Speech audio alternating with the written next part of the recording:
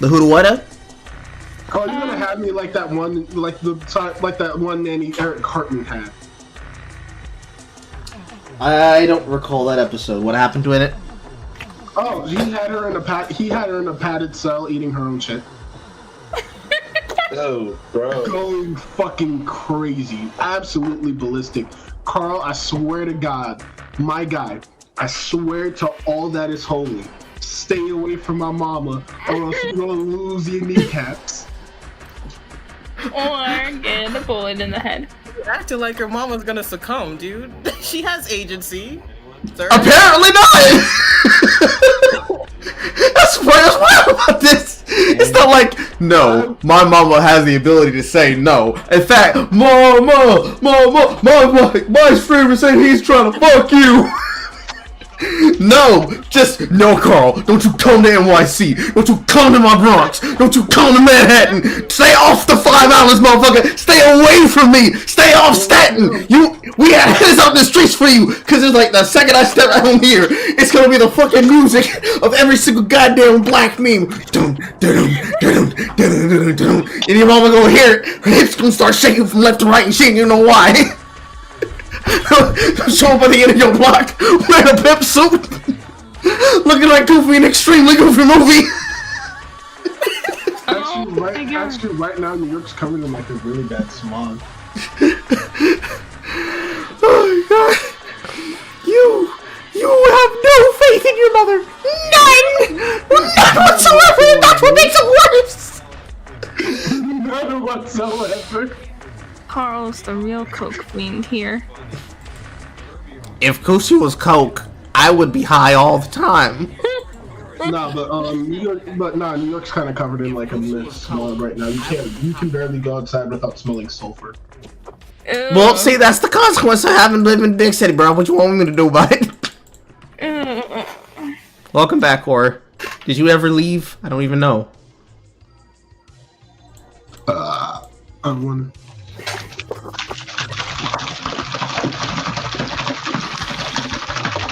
He's mixing up the piss jar.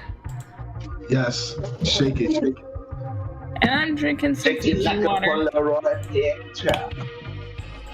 the fuck? God, that brings me fucking back. I was a baby when that song came out. Oh God, now I'm remembering Soul Plane. Soul Plane? I love that movie. African American hood classic. Yes. I was too young to be watching that shit. We were all too young to be watching it, and we still watch it anyways. Yeah. Shawty crawling in the club wide open, skeet so low, they call me Billy Ocean. Yeah. I'm drinking some Fiji water. She's drinking bougie water from a square bottle. Mm. Yes. Smart water. I nearly Putting it in the square hole. Smart water for stupid people. Hey. I gotta turn off my light. You gotta turn off your light to be able to enjoy watching this bullshit. You're about to witness the street bullshit. Alright, where's this bullshit? Here we go. Are you guys share your screen? I am setting up the content. Rush me! I am going to be practicing Kindred for a little bit. You go ahead and do that. I don't. Whatever helps you forget about me potentially hitting on your mama.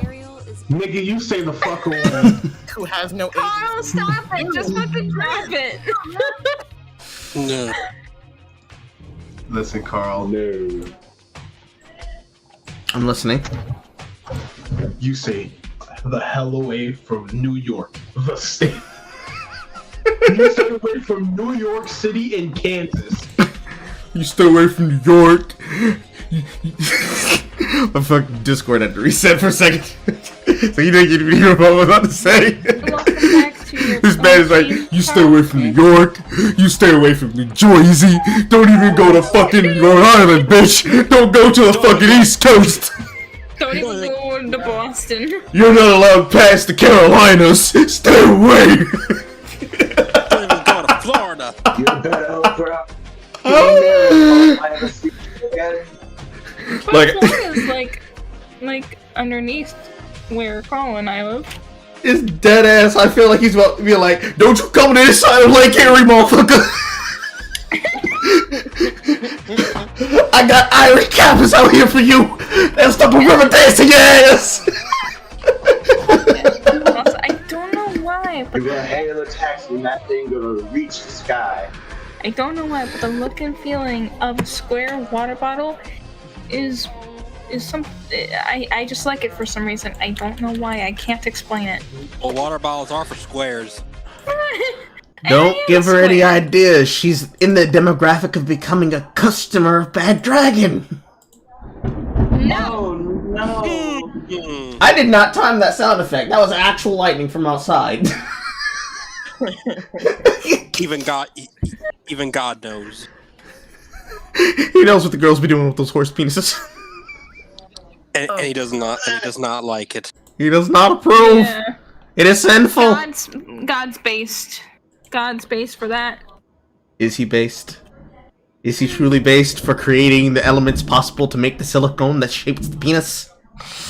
God did not create that. Yes, he did! He made it in his infinite wisdom! No. God He made made it all in his image. like he made. Look at him doing his job. But he made man. But man was the one who came up with the ideas for dodos. And who created man? God. I literally Boom, just said that. I literally just said that. I know. Just still.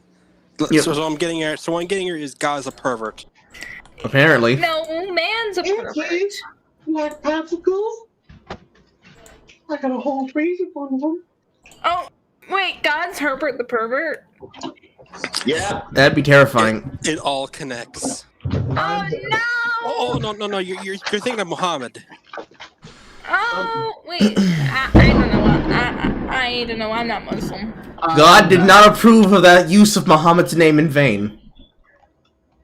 Now I'm manually moving you all over to the green room. Alrighty. You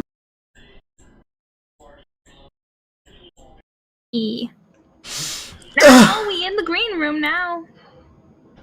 This Room man. green. This she man. leaking, she soaking wet, she leak. Do you ever feel shame for yourself? Do you? No. Exactly. It's an acquired shame. What do you fucking mean? It took me years to get to this level. A degeneracy? Yes. Yeah, good for you. No, bad for me. It's horrible. Nobody ever wants to be at this level. It's not good. Currently in my self-love arc. I mean, I was at that stage when I was a coomer. Implying you ever stop being one. I did! I'll explain that after the stream. Or did it start yet? Or did it not start yet? It started. We have been recording! Never. Like, it doesn't help the fact that I had to stop and start the pre-stream twice because of your mouth. Me? Katie, doesn't he feel sorry about himself to apologize? This nigga here. Nigga. Anywho, Dove, RVP Cynthia's battle. Oh no. I didn't see this. I didn't get to cover this. So what bullshit are we gonna be experiencing today? This armor is so impractical. Oh no, I've seen the video. Wait, are you gonna be sharing your screen on here, Carl? Yeah, Carl. This Yay. armor is so fucking impractical. That coochie cannot breathe. Yeah. Did the armor have built-in hips? Like built-in hips, built-in shaped curved thighs, shaped and sculpted breastplate, this weird-ass, incredible Hercules and Marvel face gear. What the fuck is happening here? What type of fucking metal is that? And she still looks ugly as hell. Vagina metal. The new designs, straight from Jove. Carl, I'm being serious. What type of metal is that? Because that looks more like a cod piece. Looks like she's packing a huge bulge, Carl. I don't know. I have to ask Dove. She's a tranny. The Trunery.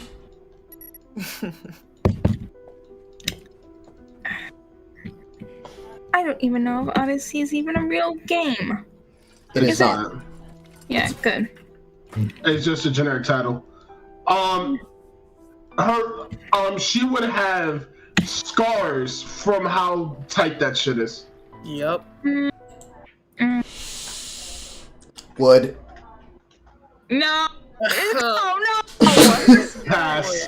Stop it, Carl! Of course you would. Pass. Hey, listen to me. Listen to me. If I would want it like this, I would want it like this. I'm not a bigot. My dick doesn't discriminate.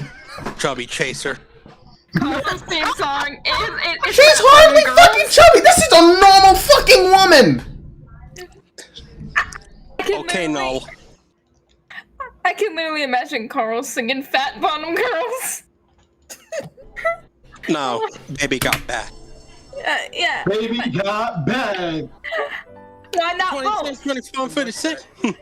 Oh, shit, 5'3". I'm 5'5". Like, literally, she's not even a butterface. This is just a normal fucking woman, dude. But aged 18 to 25. What the fuck is supposed to be wrong here? Nothing. We're fucking with you, Carl.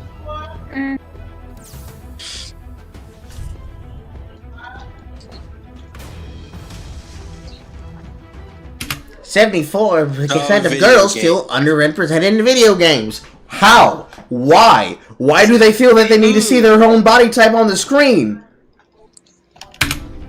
It's okay to relate with something that isn't like you.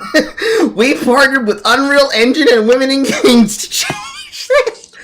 But no, That's what we needed. We needed the creators of Unreal, and we needed the creators of Doom to help us fully understand how we can make women see themselves in video games. Unreal Expectations 5. No, we going 6. Because you know what seems really realistic? A woman who is heavyset doing flips, tricks, and stunts without supernatural ability in the middle of a fucking video game world. And it's supposed to be real to life. Because she's literally them! Literally. Oh my god, I'm like her for real, for real. Yeah. I'm totally no cap. Yeah, Thanks, I hate it. Let's make virtual beauty real. Bitch, it's virtual beauty. It's already not real. virtual real. What? That's an obvious contradiction. Oh, is this supposed to be the fucking body actress that they scanned in for this model? Mm-hmm. See, this one looks attractive. This one looks fucking pedantic. The tattoo is literally not helping you. Bitch built like an oblong. Still would, right? Probably. Hey now, don't be dissing the oblongs like that. It depends on whether her personality is once she opens her mouth. You know what her personality is when she opens her mouth. Oh, They're fucking insufferable. Yeah. I don't even know. This model could be a nice, genuine person, but her face and her iconography have been used for such a horrible shit message. This is a great way to fuck girls up and guys. ah yes, Dove, the leading sponsor of Video Game Beauty. Carl, as much as I like to hear you being, like nice and level-headed, I want you to get mean. Damn it, get No. fucking mean. You and every white woman I've ever been with. Wow! Yeah, I kind of had to. Danny taking my pack fucking set me back. I've mentally prepared myself for this video, and I still don't want to watch it, but I have to. The white leftist industrial complex. I'm good. Let's fucking go. And it's 47 minutes. No, Content warning: racism, transphobia, misogynoir. Inject this fucking caucasity straight into my face. What is this, validate? Will be seen as hyperbolic. I and many other people of color and queer folks don't see it that way, due to our understanding of Oh, she's an artist. intersectional. Jay's not here. I can watch this on double time.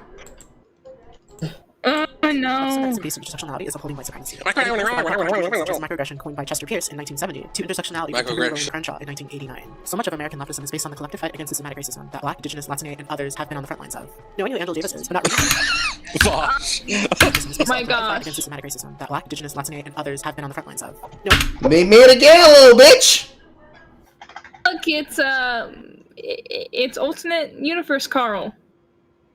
And his forehead is still fucking dusty. Isn't that liquid Carl?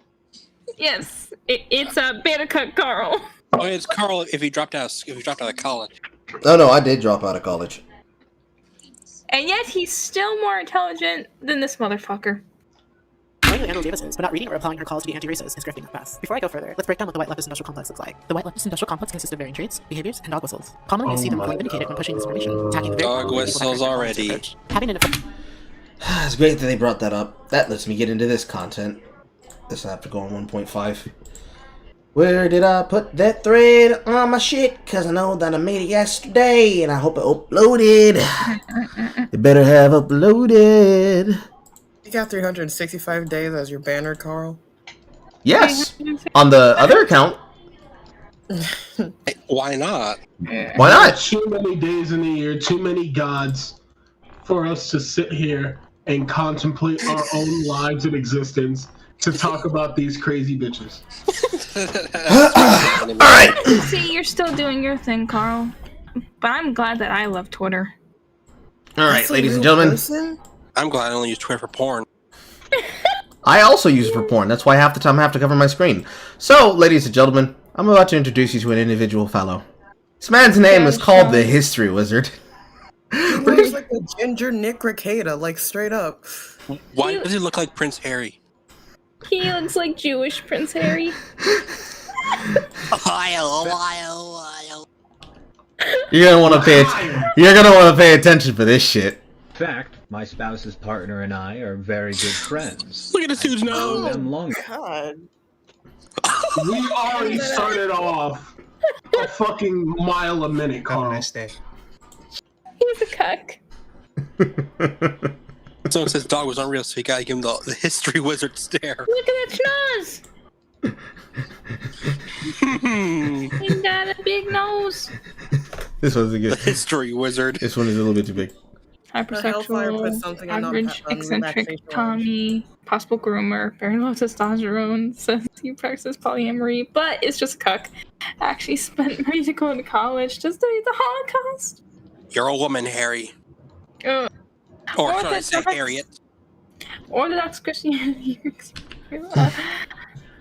Oh gosh. When your spouse's partner is smiling, he is partaking in the never lose your smile dog whistle. Misspelling of your. Your. What the fuck? Hold on. Carl, I love you. You make me want to kill myself. In fact, my spouse's partner Good. and I. That's the best form of love.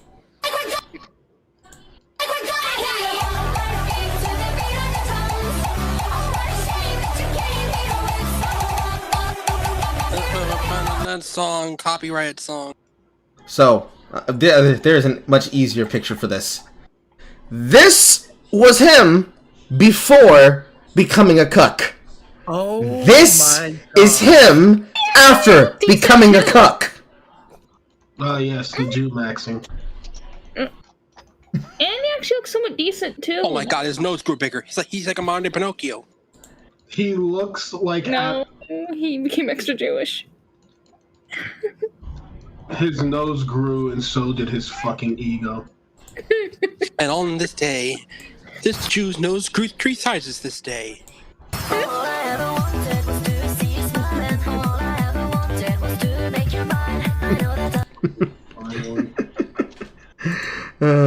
wish I could be able to fuzz. Hey, zoom in on these things easier. So soy milk, anti-Semitic dog whistle. So you hit him with the history wizard stare. The history wizard. My spouse's partner and I are very good friends. I've known them longer.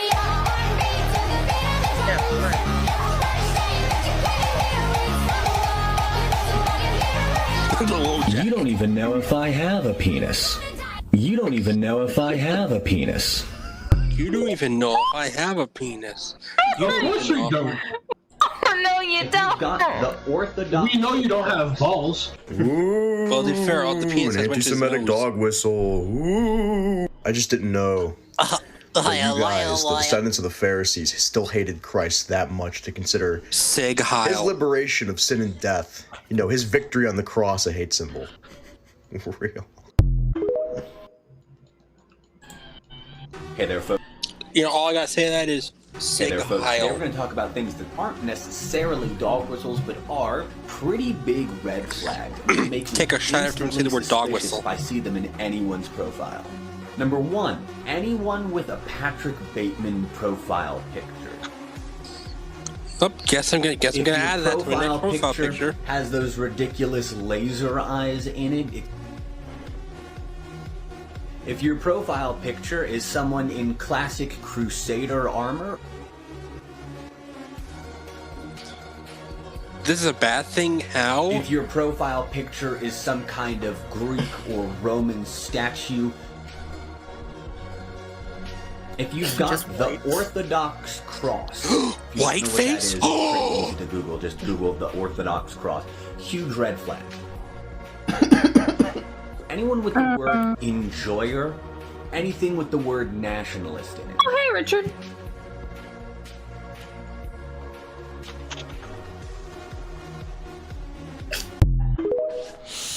You're telling me that was a bad thing? How? How was that a dog whistle? Because he said so, and because he read the Talmud. Saw that one, Whitey? Harassing me and my spouse. And Why did the bond guy look like a bootleg Dr. But it's Eggman? my fault. Shh. With That's no Robin. hair. That's Robin Skies. It's probably one of the more basic leftist content creators on TikTok that aren't fucking crazy.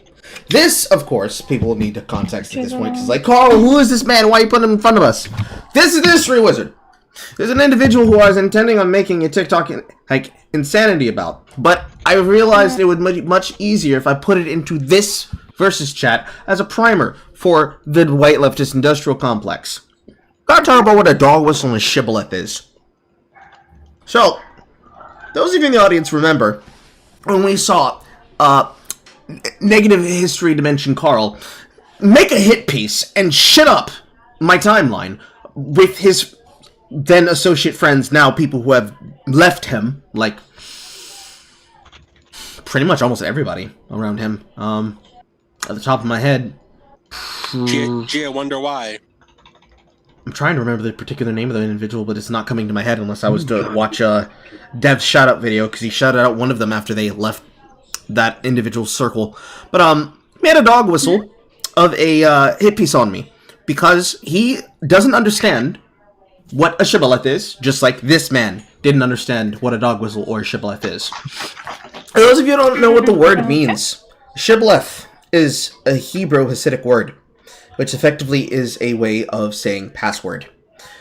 It comes from the Jewish tale and recounting of members of a Hasidic tribe passing through Egypt during the time of Moses that were attempting to escape across a river. I don't know if it was the river Judah, I don't remember if it was the river Jordan, I can't remember if it was the Nile, but they were attempting to escape across a river, but there were soldiers of the Pharaoh waiting on the other side. When they got to the other side of the river, the soldiers made them say the word shibboleth. And the word shibboleth has a very specific dialectic tone. Kind of like a person who lives in New Jersey who says Joyzy, or somebody who lives in Boston saying Boston, or somebody who lives in New York City being a jackass and an asshole. Fuck you. That's basically every state in the country, to be fair. Point being, when they pronounced the word Shibboleth, they instead said Sibboleth, which is exactly how it's said in the Jewish tone, upon which they were slaughtered. The point of this being, a Shibboleth is a phrase in a word, a concept, or contemplated understanding of a region, or dialect, or culture, that, to a member of the in-group, serves as a gated password that allows people access to what the Shibboleth is protecting. Which, if you realize that description, is the exact opposite of a dog whistle. It is a phrase that other people will not understand if they are not a member of the in-group as a part of the out-group. What makes the difference between a shibboleth and a dog whistle is literally who is being gatekept. So, when a dumbass claimed, he just uses dyslexic people, he just uses disabled people for his arguments, he just uses disabled people as a cudgel, that is him saying a dog whistle because he doesn't understand a shibboleth. And I will now explain what the fuck I was saying when I said that. When you make a hospital, and you need to design a hospital for disabled access, what you do not do is rip the doors off the building, and where there should be a handicap accessible ramp, there's just a dirt patch, as well as a stair, or just literally no stair, no construction whatsoever, and it's a dirt road. Because we wanted to be so accessible to the disabled that we removed the pesky stairs, but we didn't replace it with a ramp. No. Dirt patches. Now everybody has to traverse across the same thing. Doors? Handicap accessible doors with a push button so that you can open them, if not motion sensors? No! Take the doors off the building. This is how we make things accessible to the handicapped and the incapable. We take off doors and thus leading them to be easier robbed.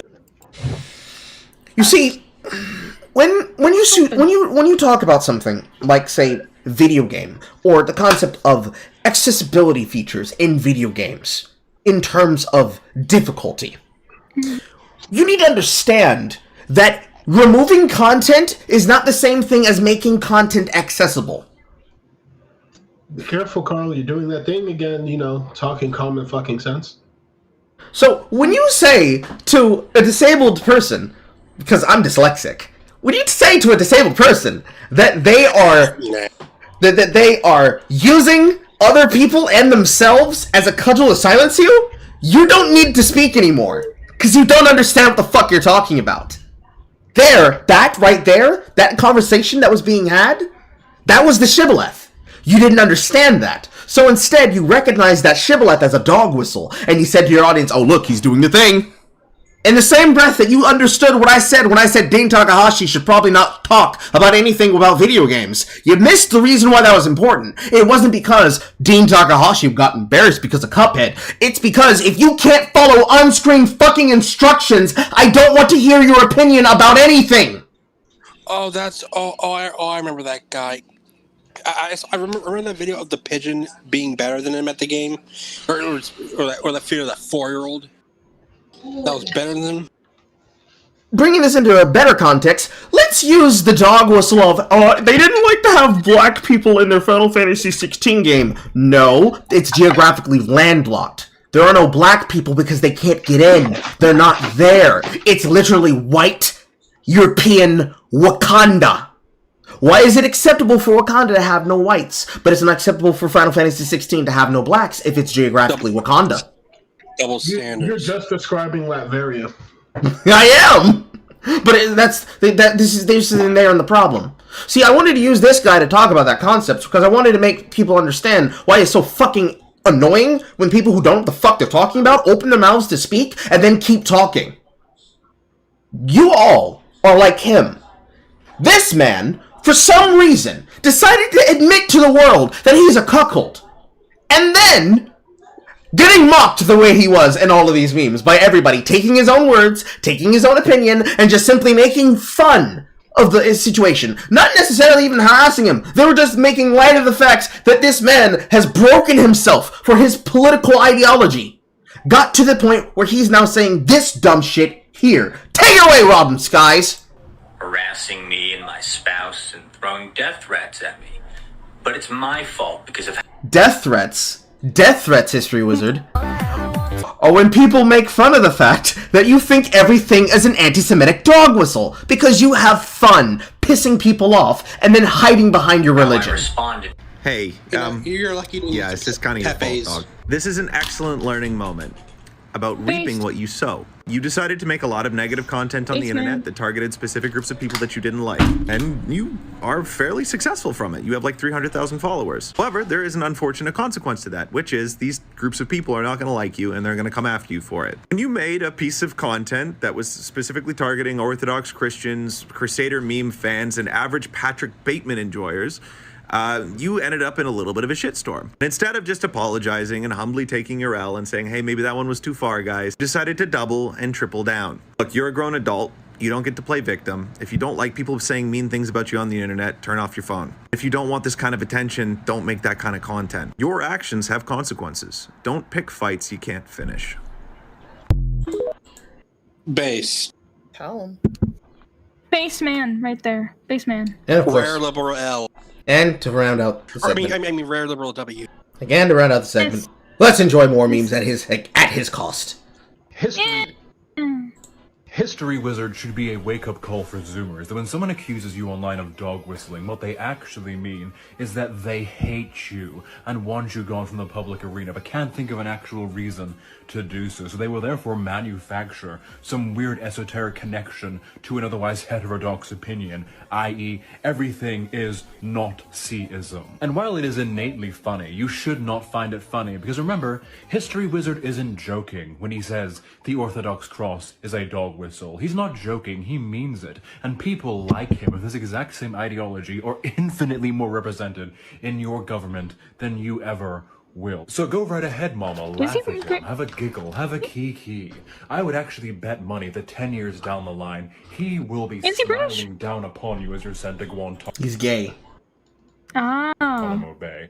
That explains it. Wake up call for That's him just taking on an affectionate tone to his voice. That's how Neo Kun makes his content. Look at that nose, damn. Yeah. He's got a fucking schnoz on him. No. It's a fucking haircut. Does your wife's boyfriend enjoy these videos? Well, first of all, I don't have a wife. I have a spouse. They're non-binary, and we don't use gendered language in our household. Their partner is also non-binary and doesn't use gendered language. So, yes, to answer your question, my spouse's partner does enjoy these videos. In fact, my spouse's partner and I are very good friends. Lemon. I've known them longer than my spouse has. Me, my spouse's partner, and my spouse's partner's partner were all in Scotland not that long ago for a lovely vacation. It's called spouse's partner's partner? Or polyamory. Maybe you've heard of it. I don't know why you think this is... No, guy, polyamory's totally a fine thing to do. In any way, shape, or form. Listen, just because your sense of masculinity is so fragile that it would lose out to tissue paper and durability test, doesn't mean mine is. Anyway, half a day. You sure? You have no masculinity. What the fuck? My honest History Wizard reaction: when my wife's boyfriend gives me lactose milk and not soy milk, this means he's participating in an alt-right dog whistle.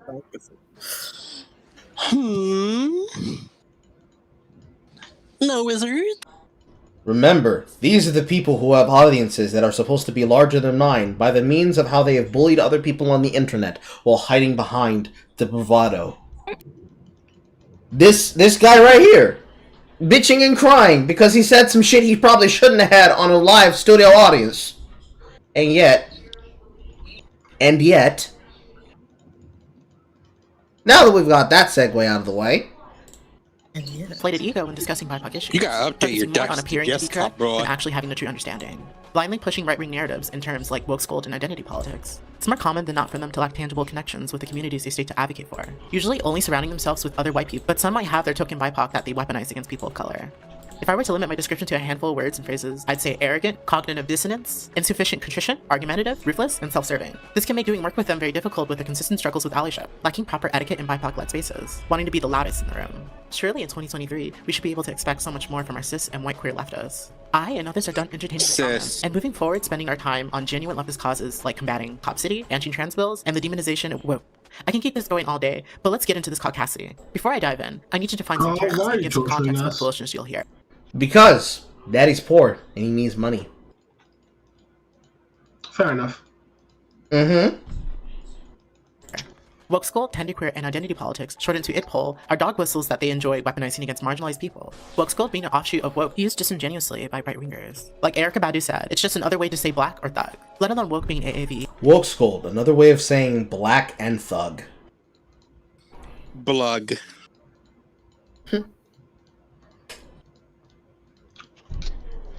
Let them eat themselves, Carl. Let them eat themselves. Yeah. Genderqueer is Erykah Badu crazy. but the way I see it used, Spiritual hippie mama age period right now in her content creation. is equivalent to a queer version of woke school. Lastly, ITPOL, or better known as identity politics, is the most mask-off racist term used by these flock. The civil rights movement is identity politics. Identity politics is a mask-off phrase because it perfectly describes us. Identity politics, where we constantly destroy ourselves on a purity spiral, because if we're not intersectional, we're not doing enough. Fight for the right for gay marriage in 2015. No, guys, I'm definitely unicorn sexual. Carl, pause, look at Discord.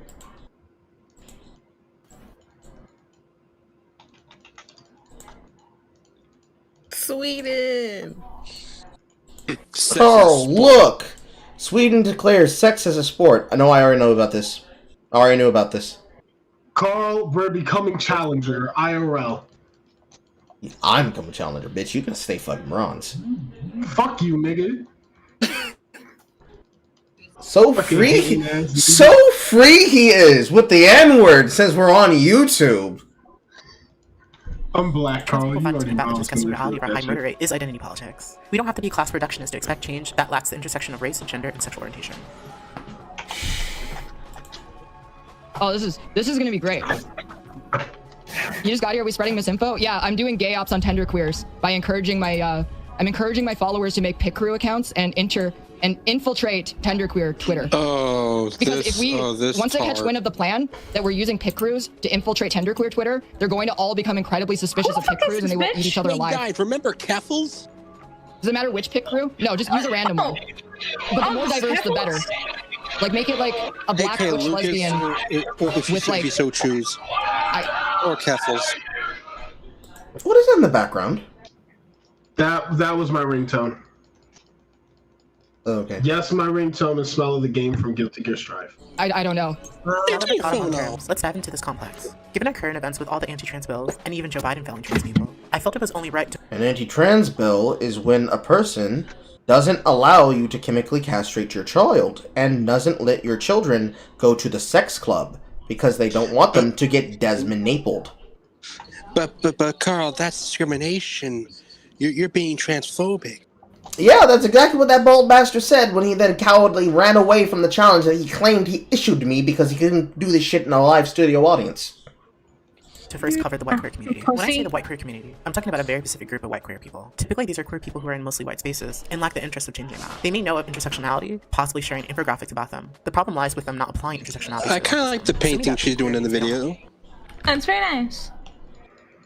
Let's dive into this complex. Given our current events with all the anti-trans bills, and even Joe Biden failing trans people, I felt it was only right to first cover the white queer community. When I say the white queer community, I'm talking about a very specific group of white queer people. I hate trans people. I hate trans. I cannot hear her.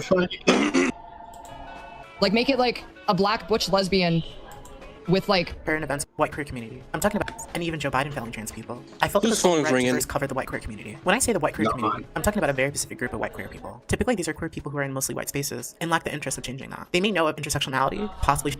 So, didn't you just claim that people who use the phrase identity politics were supposedly dog whistling as members of the quote far right? and now you're describing exactly the thing they're talking about? Your constant division of intersectionality down the purity spiral, identity politics? Wow, I guess you're a Nazi now! That was fast!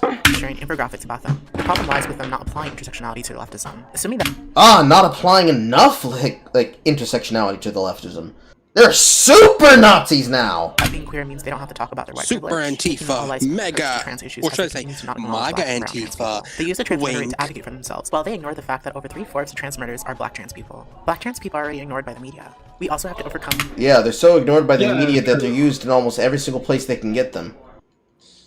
Yeah, definitely underrepresented when we don't hear them shut the fuck up about them. This is honestly speaking, I'm on drugs. And overall, we're underserved. The overwhelming data has always been there, but the needed urgency I feel is like still a heroin missing in addict. queer white people. We also Trust the data, bros. Usually have to be cis-passing. Another hurdle is the weaponization of respectability politics against black trans people, which is why it's still mostly black Respectability politics, otherwise known as fucking manners. people forced to advocate for ourselves. The fact that, as of right now, there's been 2 black trans women murdered within the last 2 weeks. Yet the white trans community, along with the media, can't even muster a fraction of support or sense of urgency they give to our white counterparts. Have you ever thought of how many black trans folks we wouldn't have to bury? Have they been murdered because they were trans, or was it something like, I don't know, gangs or they're not going to tell you the truth. Why would they do that? That would involve being honest. It can't be mainly white trans people being celebrated, embraced, financially supported, and having access to success. It shouldn't take 10 black trans activists to equal out to 1 white trans public figure. Y'all aren't doing enough to uplift and empower us, as the numbers show. You're not doing enough to give us power over you. Do more to give us power over you. We are totally victims. We are totally victims. There's much more I can say, but I'll save that for a future video. Having the context we need, let's jump into this queer caucasity. Oh, they're not going to seriously make a future video. Caucasity. Great, another racist Let's jump into term. this queer caucasity. During Black History Month, 16-year-old Brianna Gay was fatally stabbed by 2 other minors. Kayleen, a fellow trans creator, made a very powerful video on Brianna Gay. This video gave the needed tone in the raw and real breakdown. It's just grief like flayed and then displayed because I don't know how else to process. I don't know what else to do. Like, what are we supposed to say? What are we supposed to do? She was 16. This is normal. Kurt Cobain killed himself. Yes, thank you for that addition. I'm sure there are many people who didn't know. This is just the normal West Coast look. Like, I'm trying to remember the name of the voice actor. Beast Boy's voice actor looks exactly like him. And that man is as straight as an arrow. No. She was 16. I have to fucking disrespect Kurt Cobain like that, you bastard. No. I have to say this. I have to say this. Yo, instead, how about this? You instead try and give them mental support, because that 44 statistic is looking pretty fucking wild. 49. 49? It got up. 49? It got up. Okay. How about you all get some mental help instead of having people help jerk off your egos? You know? That would first require them to be honest that the 44 to 49% meme, it was never a meme about suicide, it was a meme about attempted suicides.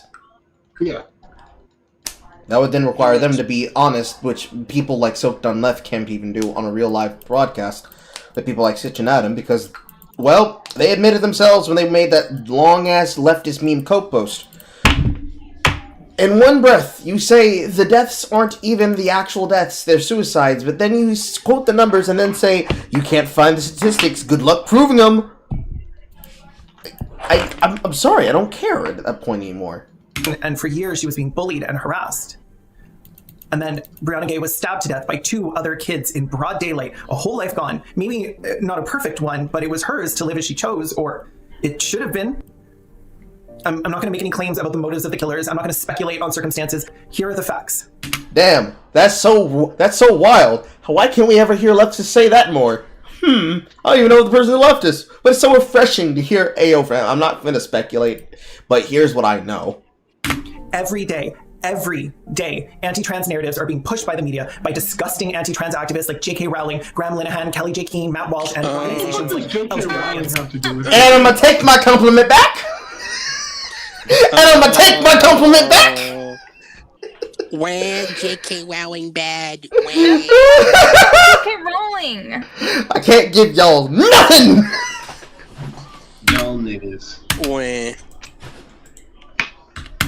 press conferences, news segments saying trans people are bad, trans people are dangerous, trans people are predators, they're sick, disgusting fetishists that exist only to harm women and children. An existential threat to humanity, deserving of nothing but disdain and disgust. Inhuman, expendable, worthless. Some are, Even in though. the coverage about Brianna being violently murdered, she's shown the maximum amount of disrespect and discrimination. The Times, shortly after their original article that referred to Brianna as a teenage girl, updated it to remove the references to her being a girl, changing teenage girl to transgender teenager, and adding in her dead name. Brianna's family released a statement. S-class is Brianna best was a class much-loved ender. daughter, granddaughter, and baby sister. She was a larger-than-life character who would leave a lasting impression on all that met her. Brianna was beautiful, witty, and hilarious. Brianna was strong, fearless, and one of a kind. But why couldn't she be strong, witty, and hilarious and be a character unto themselves, The loss of her young life has left a massive hole in our family, and we know that the teachers and her friends who were involved in her life will feel the same. Not the two that stabbed her, apparently. Hashtag say your name. They left two massive holes in her.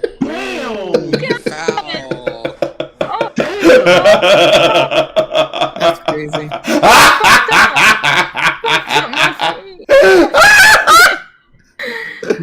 Too easy! It's too easy! It's too easy! I know, but still. Just like the body count they're racking up. This phrase No, it's like the holes they have now. for black women who are victims of police violence like Sandra Bland and Breonna Taylor. We requested Breonna Taylor. Black people that spoke up were being harassed, dogpiled, and called psyops by the racist white trans community. The harassment escalated when our trans comrade Jessie Gender used her platform to speak up. Like the Avengers, racist white trans people came together to silence Jessie, who was merely showcasing her intersectionality. Jessie was the sweetest and most understanding person known to Black youth. This is alarming to see so many from the queer community harassed and upheld by supremacy in the name of what? White pride. It's a damn shame to have our most charitable comrades harassed out of their skin for standing up for black women. We as a community need to reflect and learn from these queer clan rallies. Like, they're bringing up Keffels. Isn't Keffels like a confirmed pedophile? I'm not sure about that, but I do know that he's a drug addict. Like In the interest of not getting banned, I'm going to disavow that misgendering that just occurred. Okay. I do know Keffels is a coke addict. Oh no, that is confirmed. We know that for a fact. Wasn't Keffels flirting with a 16-year-old boy? I don't know about that. I did not pay attention to that. 13-year-old boys. If you're talking about the Catboy Lynch, I cannot confirm nor deny that information. I believe they quite literally possibly beat those allegations, to the best of my knowledge. They didn't. They never did. In fact, the Catboy Ranch kind of got hard verified. Because, is this recent news? Again, Big Bungie. He showed up the screenshots. Is this recent news? Not recent. No. Then I just didn't pay attention to that. Oh well. Keffels is a fucking creep indeed. Ugh. That is guaranteed. Well, Keffels taught kids how to make bathtub potions in order to turn them trans. Well, that wasn't Keffels. Keffels was promoting the website of Bob's Posting, who was the person telling them how to make the DIY shit that was then designed in MAGA luminescent iridescent cases. Keffels was bragging about it while Destiny was doing the background investigation for the document, which is what then led to them to turning off the links and posts and trying to delist everything before it came out, which is what then put them onto the path now of trying to be a based trans user. Which is why I remember Keffels saying something like, I successfully pink-pilled 4,000 children. Yeah, that sounds like something they would fucking say. And the egg thing. You just eggshells. Such that you can present yourself as sort of like someone who's cultured and expert on a culture that you're like not a part of. It really does boil down to like the like economics of it all, simply because it's like, you know, I'm going to talk about Ariana Grande because she's one of the biggest examples of someone who profits off of or otherwise gains social capital through the aesthetics of ethnic people. And when it came to like But you were all for it when you were listening to her music. What happened? What about Doja Cat? What about fucking Billie Eilish? I thought it was for games. Hold on, mother's yelling. That reminds me. Did you guys even hear that Tina Turner parody I was doing? Hey, you make music? Rip to Tina Turner, by the way, chat. R.I.P. Tina Turner. Right, yeah. But yeah, I was going. I forgot the lyrics of the parody that I was doing. But what song is it parodying off of? What's love got to do with it? Oh, I thought it was like I thought it was like the best or something. Nah. You're simply the best. I thought you were about to say Proud Mary. Oh, that one's a good one too. But sadly, no. Private Dancer. I live for Deep Mountain High. Honestly speaking, Now I can't get What's love got to do with it. I can't get Proud Mary out of my head ever since I saw Miss Congeniality 2 as a kid. What? Oh, I haven't been able to get it out of my head. It's, flushed away. The inciting incident for all of this like streamer drama on my end, not drama, but harassment campaign. I didn't even say the word. A harassment campaign is when you get involved in Twitch drama and then can't like being involved in Twitch drama. Words, cultural appropriation. I didn't even say the words white supremacy. Oh my god, much of like people just kind of read into like what was posted at like 9 p.m. on a Sunday while stoned out of my face. And also shut up about cultural appropriation. But it didn't have. Cultural appropriation comes down to issue of economics where Cultural appropriation. who gets to profit off of these cultures and who does not. I'll start from like the very beginning. Back in August 2021, it was my nephew's birthday. We were in the second year of the pandemic. I'm not gonna wear a featherhead. And I can't hear. on UrbanOutfitters.com, I saw this cookbook titled Dumplings and Noodles. It was about Asian like steamed. Oh, lovely. That's right. The white woman you all harassed for being a fucking seasoned chef, and how dare that white woman learn how to fucking cook another cuisine from another culture. Buns and Asian noodles and all that, and I was like, oh, that's cool. It was like, oh, this is interesting. Like maybe I can get an idea from it. But then I saw the author's name, Pippa Middlehurst. That doesn't sound like an Asian woman. That sounds like a white lady from Britain. So in that context, I was just kind of like, not again. Like why is this such a common? Not again. I went into a Popeyes and I was like, this is some good black chicken. But then I looked back in the kitchen and it was a white man who lived in Louisiana. It happened again! It was an Indian guy named Rajesh. I went to a restaurant called The Taste of India. I walked up to the receiver and I heard a voice that say, "Hello, welcome to The Taste of India. I will make a kitchen for you." I ordered a number 9 combo. I rolled up to a window. The guy who was talking was black. They did it to me again! I went to a Chinese restaurant. Why was it filled with a bunch of Mexicans?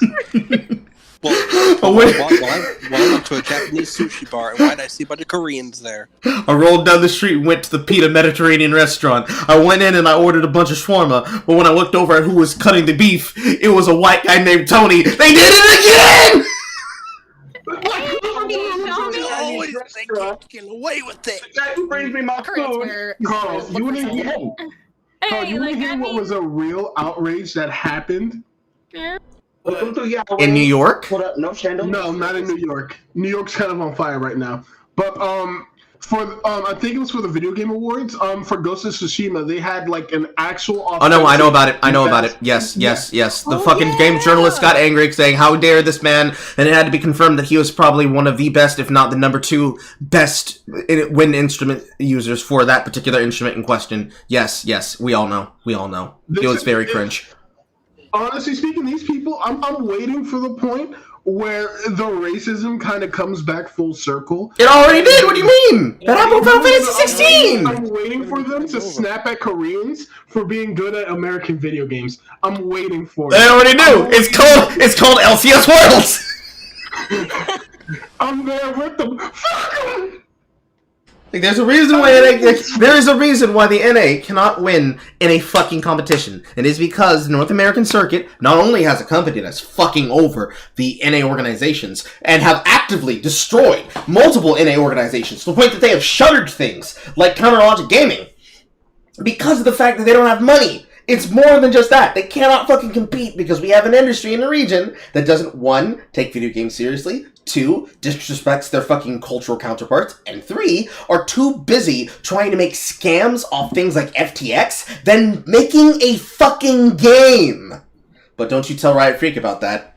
Oh no. So, an African-American streamer like myself going to him and putting the stream and putting the evidence in front of him of people going to my Discord, going to my audience, going to my lobbies, and then saying the most unhinged shit possible? No, bro. You should laugh about that. You should laugh when that shit happens. You should laugh about it. But don't you dare cost them $30 fucking billion when it comes to sales overseas, playing money with China. We are bitches for that. We are full whores for that.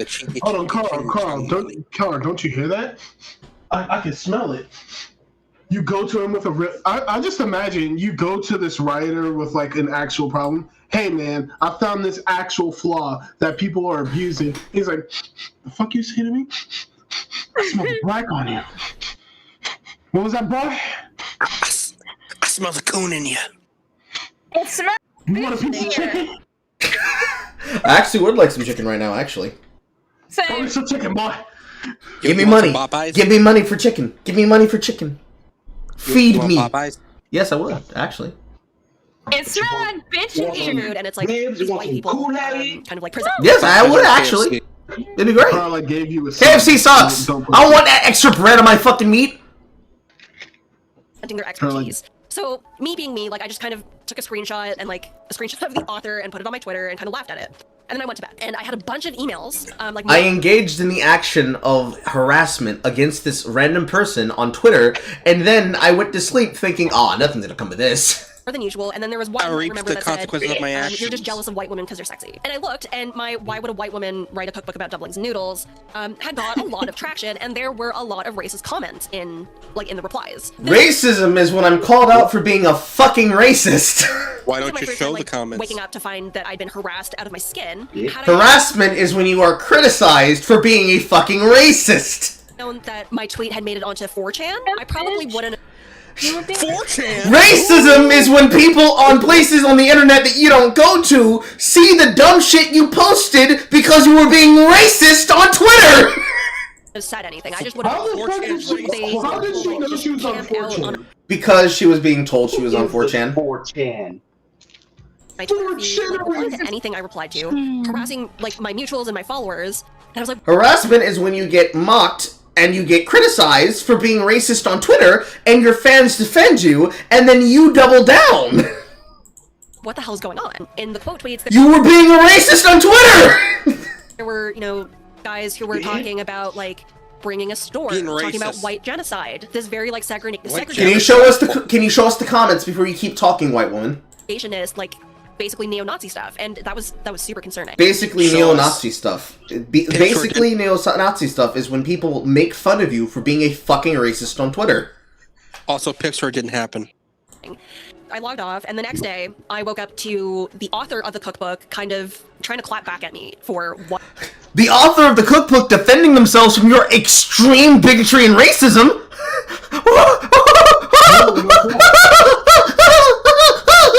I didn't know we were fucking Looney Tunes, bro. I wrote about her. As the harassment kept escalating, I got more and I locked down my account for about a week. Like, the harassment was that bad. Harassment is when there's a video that's made about you by the quartering. Still getting like comments, Facebook writers page. This is just like the natural progression of events. Reached like single Twitter. Oh, so we're doxing people now. Well, see, it's less doxing and more, these are people that have said things that I didn't agree with. Because you see... No, hold on. The nasty DMs. Nasty DMs, huh? Let's give these nasty DMs. Reached like Jesse Single Twitter. Because they're good. Why would a person want to make dumplings like this as a white woman in Britain with a name like Pippa Stockings good? Because the good, oh no, a well-known racist James Lindsay. Oh no, well-known racist Jonathan K. John K. It reached Barry. Oh no, well-known racist. I actually don't give a fuck about Matthew Iglesias. Matthew Iglesias is probably one of the worst of left-wing reporters on the timeline. Who the fuck is Matthew Iglesias? That's a reporter. Awesome, John K. What the fuck? He was probably one of the more well-known reporters that were agreeing with the male Karen concerning Target Tory. A gish galloper, if you will. Weiss. I was on the Daily Mail. The Daily Mail, well known for doxing, harassment, and stalking behavior. Because I apparently said it's racist to eat noodles, which I obviously... You did. You literally did. Your statement, as shown by Matthew Iglesias, you were using what was very clearly a timeline feature of an archive site because your bitch ass tried to block everybody who criticized you. You said with audacity, why did a white woman write a cookbook about dumplings and noodles? And your statement to defend yourself was what again? Because I apparently said it's racist to eat noodles, which I You did! Because how dare this white woman learn how to do something that she doesn't know how to do? Flabbergasting! No, Carl, that's racist. You can't be saying that. That's common sense. Obviously didn't. Russia Today covered the whole thing. The Babylon Bee covered it. The who's who of the Babylon. Show us clips. The who's who of the what again? The whole thing. The Babylon Bee covered it. The who's who of the Babylon Bee. Once again, the who, because I can't hear. Russia Today covered the whole thing. The Babylon Bee covered it. The who's who of the far right. Babylon Bee, well-known festooning Nazi supporters of the far right. Twitter, obviously, it reached also Babylon the white streamer corner of Twitter, where the white streamer corner. Vosh had started circulating this meme that said the Middleverse was actually an Asian adoptee, and that's why she was publishing this cookbook. These people had to make up lies to kind of paint this picture that I was just some racist Asian woman. Saying that lies? You are racist as fuck. You have the audacity to believe that you can gatekeep your culture from other people. That's not how that works. You don't get to gatekeep people from your culture. I don't gatekeep people from crepes. I don't gatekeep people from French women. Carl, the only thing you have are French fries, French women, and crepes. Motherfucker, Julienne fries are not French. You just call them French with your bougie asses. French fries are American as well. Oui, baguettes, weird mustaches. It smells like piss. Just for that, when I find your mama, I'm gonna put a baby in her. People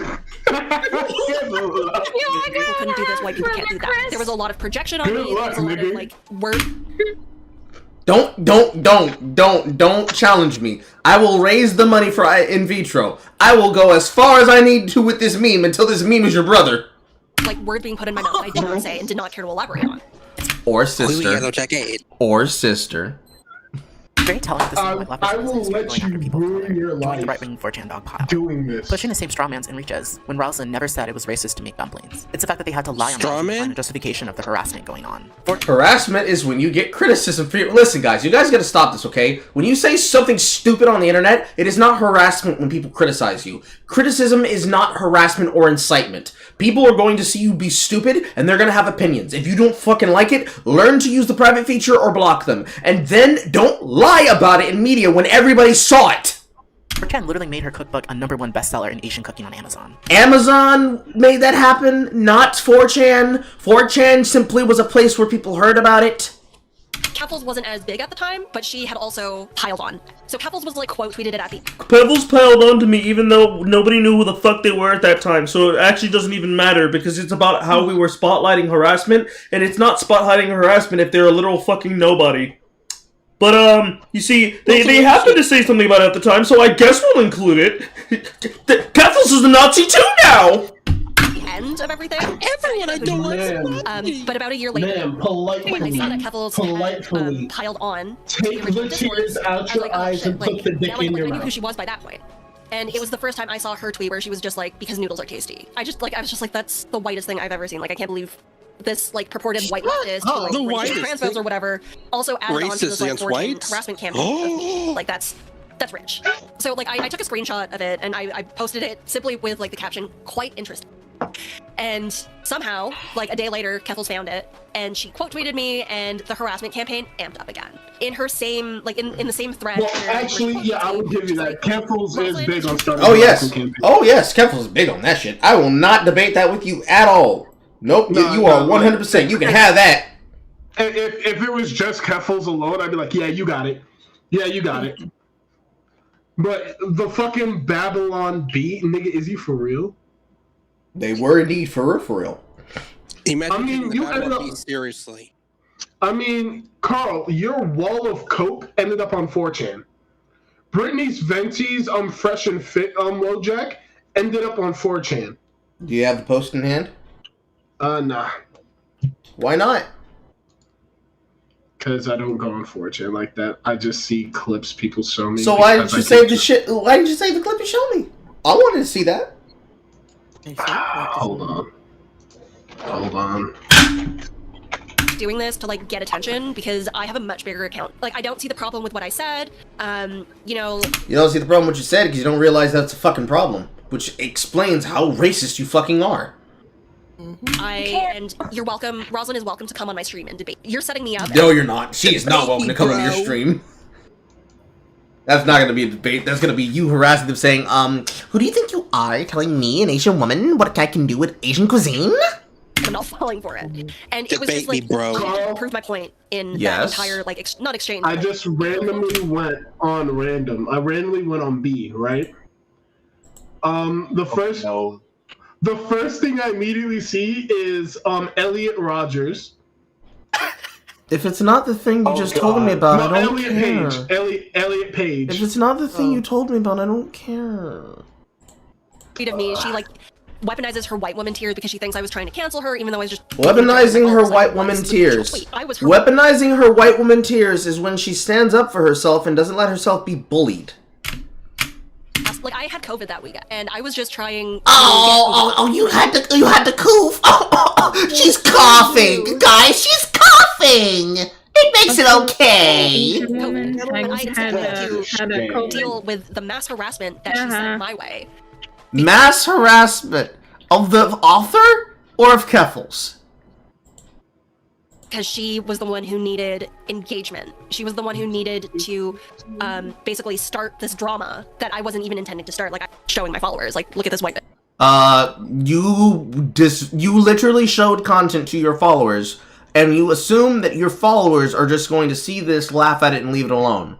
Thus demonstrating that you don't actually know what your audience is there for, or you know what your audience is there for, and you thought that they would keep their bullying and harassment to your inner circle, and it would never leave the containment of your inner circle. And that's not how a public website works. Bitch, this is ridiculous. And rather than just like leaving me alone, she relitigated that harassment campaign. We've been dealing with these issues a decade, if not been a writer since like about 20. This wasn't the first time I've seen a white woman position herself as this I'm not skipping through that. That's literally her fucking audio. Expert on dumplings and noodles and trying to get all of this social capital. Fix your audio, meow. Appreciation, quote unquote, Asian culture. It's much less likely that it's her with fucked up audio, and more likely that this woman is clip chimping. About can white people those skips and jumps aren't natural ends of sentences. Do this, white people can't do that, or else they're racist. It's, oh, we don't want to listen to the critiques of any marginalized person or any racial. Your culture isn't marginalized to the point that you can't allow white people to learn how to make fucking gyoza, you bitch. Person, because it makes me feel bad, and you guys are questioning my moral integrity, and I don't like that, and I'm going to use all of the power that I have to. You mean the way that you're trying to use all the power that you have? Literally all of that social clout that you thought you had? Keffels also ran a blockchain on anyone that liked, retweeted, and commented on her app. Suddenly a different voice. This was the first way when Black trans Twitter got blocked en masse, making her space more insular and white. Once again, another moment showing white queers upholding white supremacy and refusing to apply an intersectional lens. White supremacy. No, that's just a crybully trying to keep themselves from being dunked on by people who are larger than them by trying to block entire swaths of people so they can pretend that they are bigger than they are, which is then demonstrated as being fucking false because that bitch used way too many fucking bots. Spot on when she said it's easier for white people to identify with a white woman making an Asian cookbook than people of color. Like, the reason I love your idea about doing this video is because it's a group effort. Because it illustrates like, a pattern. That is the biggest blue hair I've ever seen. And how they. You've never seen Soul Bunny before, I take it. No, I've not. Whoa, what the fuck? Who's Soul Bunny? You need to ask? Nigga, that's danger hair. What the fuck? When the quail comes out at night, they wear a giant hair on the head. Got big ass hair. Carl, no fight is kicking in, bro. I gotta square the fuck up, bro. She dyed that whole thing blue? I don't know what to tell you, bro. That is wild. Can face paint in white too? Honey, no. Why? Face paint. Lost cause. Mental illness. Like seriously, is her face paint in white as well? I can't tell. It's kind of a small image there. Big ass hair. big ass blue hair, face looks like painted white. Fucking Tina Turner level hair. Yeah, don't disrespect Tina Turner. Don't do that. Don't do that, bro. Do not disrespect Tina Turner. Yeah, and the face is like it looks like it's painted white with like. I need a second. I need to make dinner. Like painted like like around like the eyes. She looks like an 80s hair metal guitarist. Probably with like a bit of like a tribal aesthetic or something. Bluey and the blue hairs. Blue hair. I said, Mama, we're all bluey now. Chicken nuggets. He looks like what I thought. Welcome to the jungle.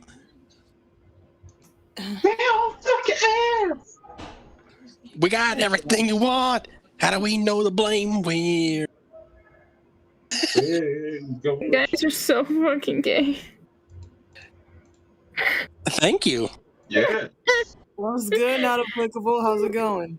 I mean, this is June after all. Yeah. Yeah, Yeah, right. Are you being homophobic? Oh, I'm canceling you. Sarah. No, Yeah. okay.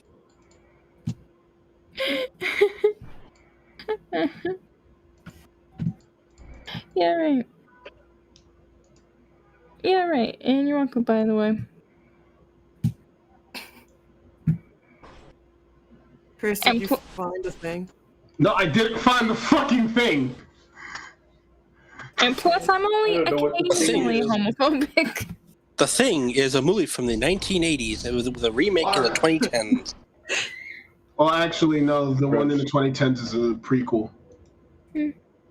It's a prequel in the 2010s. Yeah. And it's and The Thing, John Carpenter's The Thing, is a remake of another movie called The Thing from Another Planet. From the 1950s. Correct. It's just multiple things. The Thing. I know what that is. Thing The of Thing. things of things of things. The Thing from Another World. The Thing 1980, and then there's the 2010. The Thing. The thing that's on that. The thing that's on that nigga's head. The thing on that nigga's head. No.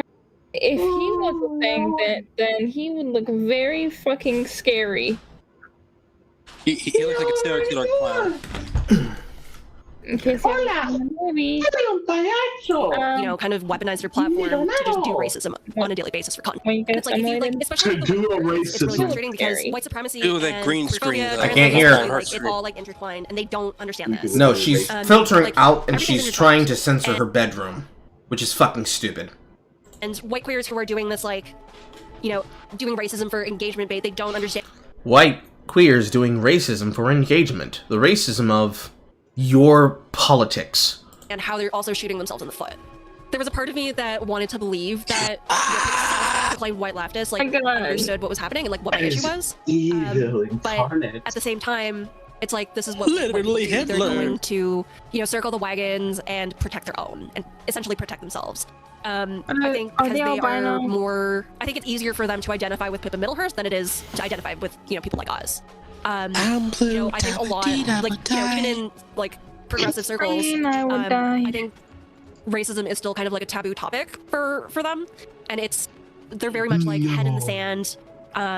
You don't like say. In the 90s kind of thing. Disappointing that despite everything that happened, like with the George Floyd protest, everything that happened with like hashtags. Oh, you mean the Summer of Love? They still could not fathom why I would be making fun of a white woman who wrote a book. Oh, I can't say that. Noodles. Like, do you not even think when you spoke? Like, think about that shit when you said it. How I chose to make fun of a white woman who wrote a cookbook. That's what you did. Exactly. You antagonized a woman who wrote a fucking cookbook. She did nothing wrong. And that backfired fucking tremendously. People, even some Asian people were basically You kickstarted Keffel's career. Innocent white woman who was just Please think about culture. You fucking kickstarted Keffel's career. Love this culture that we create. What career? What career? It's already dead. Television shows and movies. They love the aesthetic. They love the products the ratio. But if it were up to them, they Never. would rather The be ratio the ones who are one. kind of like gatekeeping these cultures and presenting them in a way that's palatable for their like. No, the culture. ratioing was never part We of the just career. wrote a book. Are Like- we gonna criticize Julia Child for making a book on French cuisine? They already did. Oh, really? And no, with Keffels, the problem was the ratioing wasn't what started her career. It was the drama that started her career. Remember that Kevels was once tried to be a failed fart dominatrix. I didn't need to know that information. I didn't need to know that information. No, we're not even gonna analyze that. We're just gonna zoom right the fuck past that. No, we're gonna zoom right the fuck past that. We're zooming right the fuck past that. Want to be the ones gaining the social capital, and it's crazy because these white leftists are supposedly anti-capitalist, but they don't, and they can't see the issue. That I was like kind of pointing out with my very good series. At the end of the day, it is No, we're not. We're zooming past it. a very like ego-based reaction to be like, oh, so white people can't cook noodles? They're so quick to this like knee-jerk reaction, this like defensive reaction. It's not a knee-jerk reaction. It's criticism. You are literally telling them that they cannot do it because they don't have the right skin tone. That's racism. You're literally implying every single black American like myself who is on the line of poverty, who makes the ends meet and fills in that time with cost-effective ramen. You're telling me every time I open up that seasoning packet, I have to have a little bit of Asian heritage in my body to even open the fucking packet and put the fucking MSG seasoning on these goddamn wet-ass noodles. Yes. Apparently. It's like we can't share culture, and we can't gatekeep it either. It's so Isn't the whole point of cultural diffusion to spread our culture? But see, that's racism and colonialism. When it's done... No. See, colonialism is me forcing my fucking culture down your throat like it's my big black cock. Okay? Yeah, exactly. Yeah, exactly. So when I colonize your mom, don't say nothing. We bring back colonial warfare, or we learn to get the fuck along. So what you're saying is when I colonize your mom, don't say nothing. Carl, I will kill you. I will chemically castrate you. In Barbie's Dreamland Adventure. I will chemically castrate you in Hogwarts Legacy. In Minecraft, in Roblox, in in real life. In The Sims. Carl. Tycoon. You're just Carl, too easy. You will never know the joy of fatherhood if I have to live. Well, he's black, so no comment. No comment. No. Anyway. No comment. You gotta do him like that. No comment. I'm not commenting on that. You just did by saying acknowledging it. Nice paradox. I'm actually not. Acknowledging Acknowledging it requires acknowledging it, and I'm not acknowledging it. It's more important for them to, get their jokes in. It's more important for them I to don't defend give a their damn. right I to love be Asian ramen. food enjoyers or Asian food And I mean, I appreciators look or like whatever. I could be half Asian anyway, so I think I'm in the clear. Bothers me the most is that this I like the one top or maybe ramen two of chicken. I can't hear. disabled, this like one marginalization means that they're like completely infallible to any critique. Do you mean like how you all act all the fucking time? Oh, I'm Asian, so I'm infallible to being critiqued about how I could ever criticize and harass a woman over fucking food. It means they think only white people can be queer, only white people can be disabled. Nobody said that. Y'all said that. Like I've seen With your actions. so much of that on Twitter where it's like, how can I be racist? I'm literally queer.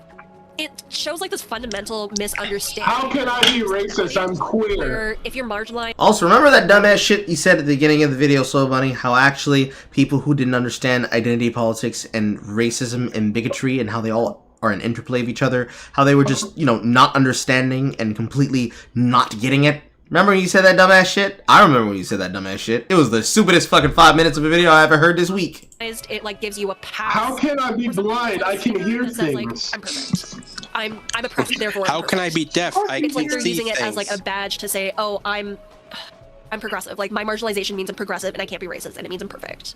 And it means that I'm the most important person in the room because I'm so marginalized. And like that's again, like it's like this need to be the one voice in the room, or to be the voice in the room, or to be the most right. It fails to account for, racialized people who are also queer, who are also disabled, who are otherwise marginalized in different ways. And a lot of it is like, so much of it feels like they're just trying to avoid any opportunity to do any self-reflection. If you understand that you're marginalized by your queerness. You mean like how you did? bitch. How you're Fuck. doing right now? Exactly. By your disability, you understand, like you have to understand that all of these oppressive systems are rooted in white supremacy. And if you're not willing, You need to tailor your insults to the race. Calling the kettle teriyaki. to reckon with white supremacy, you're not actually for liberation. What you're for is assimilating into the power structure that keeps racialized people at the bottom. The avoidance of reflecting on their whiteness within the queer community is one of the biggest issues in our community. It shows a lot of times when they have their queerness to trans people of color. That's when you'll start hearing identity politics, woke school, and oppression Olympics. That's when they run blockchains on intersectional posts to maintain their narrative and pedestal they place themselves on. You can say a lot of white queers have a bad case of main character syndrome. While we're still here discussing the white queer community, I thought it was proper to end it off discussing this clip that I consider bad white queer literacy. Character syndrome. Yeah, the Hassan raid for a charity stream makes it like earn so much more money too. It's such a valuable gift. Oh yeah, no, it was great. It sucks like. What's that? If we get rated by a larger content creator, and we specifically do so to try and make money for ourselves or content, it makes us more popular and thus gets us more eyes, thus demonstrating that it's all about attention and economic politics. Wow! Politically expedient and financially lucrative? That sounds like something I've coined as a fucking term. Like the response to the charity stream was actually like very negative, which was crazy to me. There was a lot of trans people who were trying to turn it into like into a bad thing, which was like for what? They were trying to say that it was entirely performative and I should have raised money to directly put into the PayPal accounts of black trans women. I'm not joking, like this was an actual thing. You mean that thing? If you did go down that road, I can see a lot of people You mean that thing that was directly fucking claimed by Signifier demanding that Destiny put money in his mouth and in the mouth of his political activism? Nah, it couldn't have been like that. These couldn't be topics that repeat themselves like a fucking cycle, could they?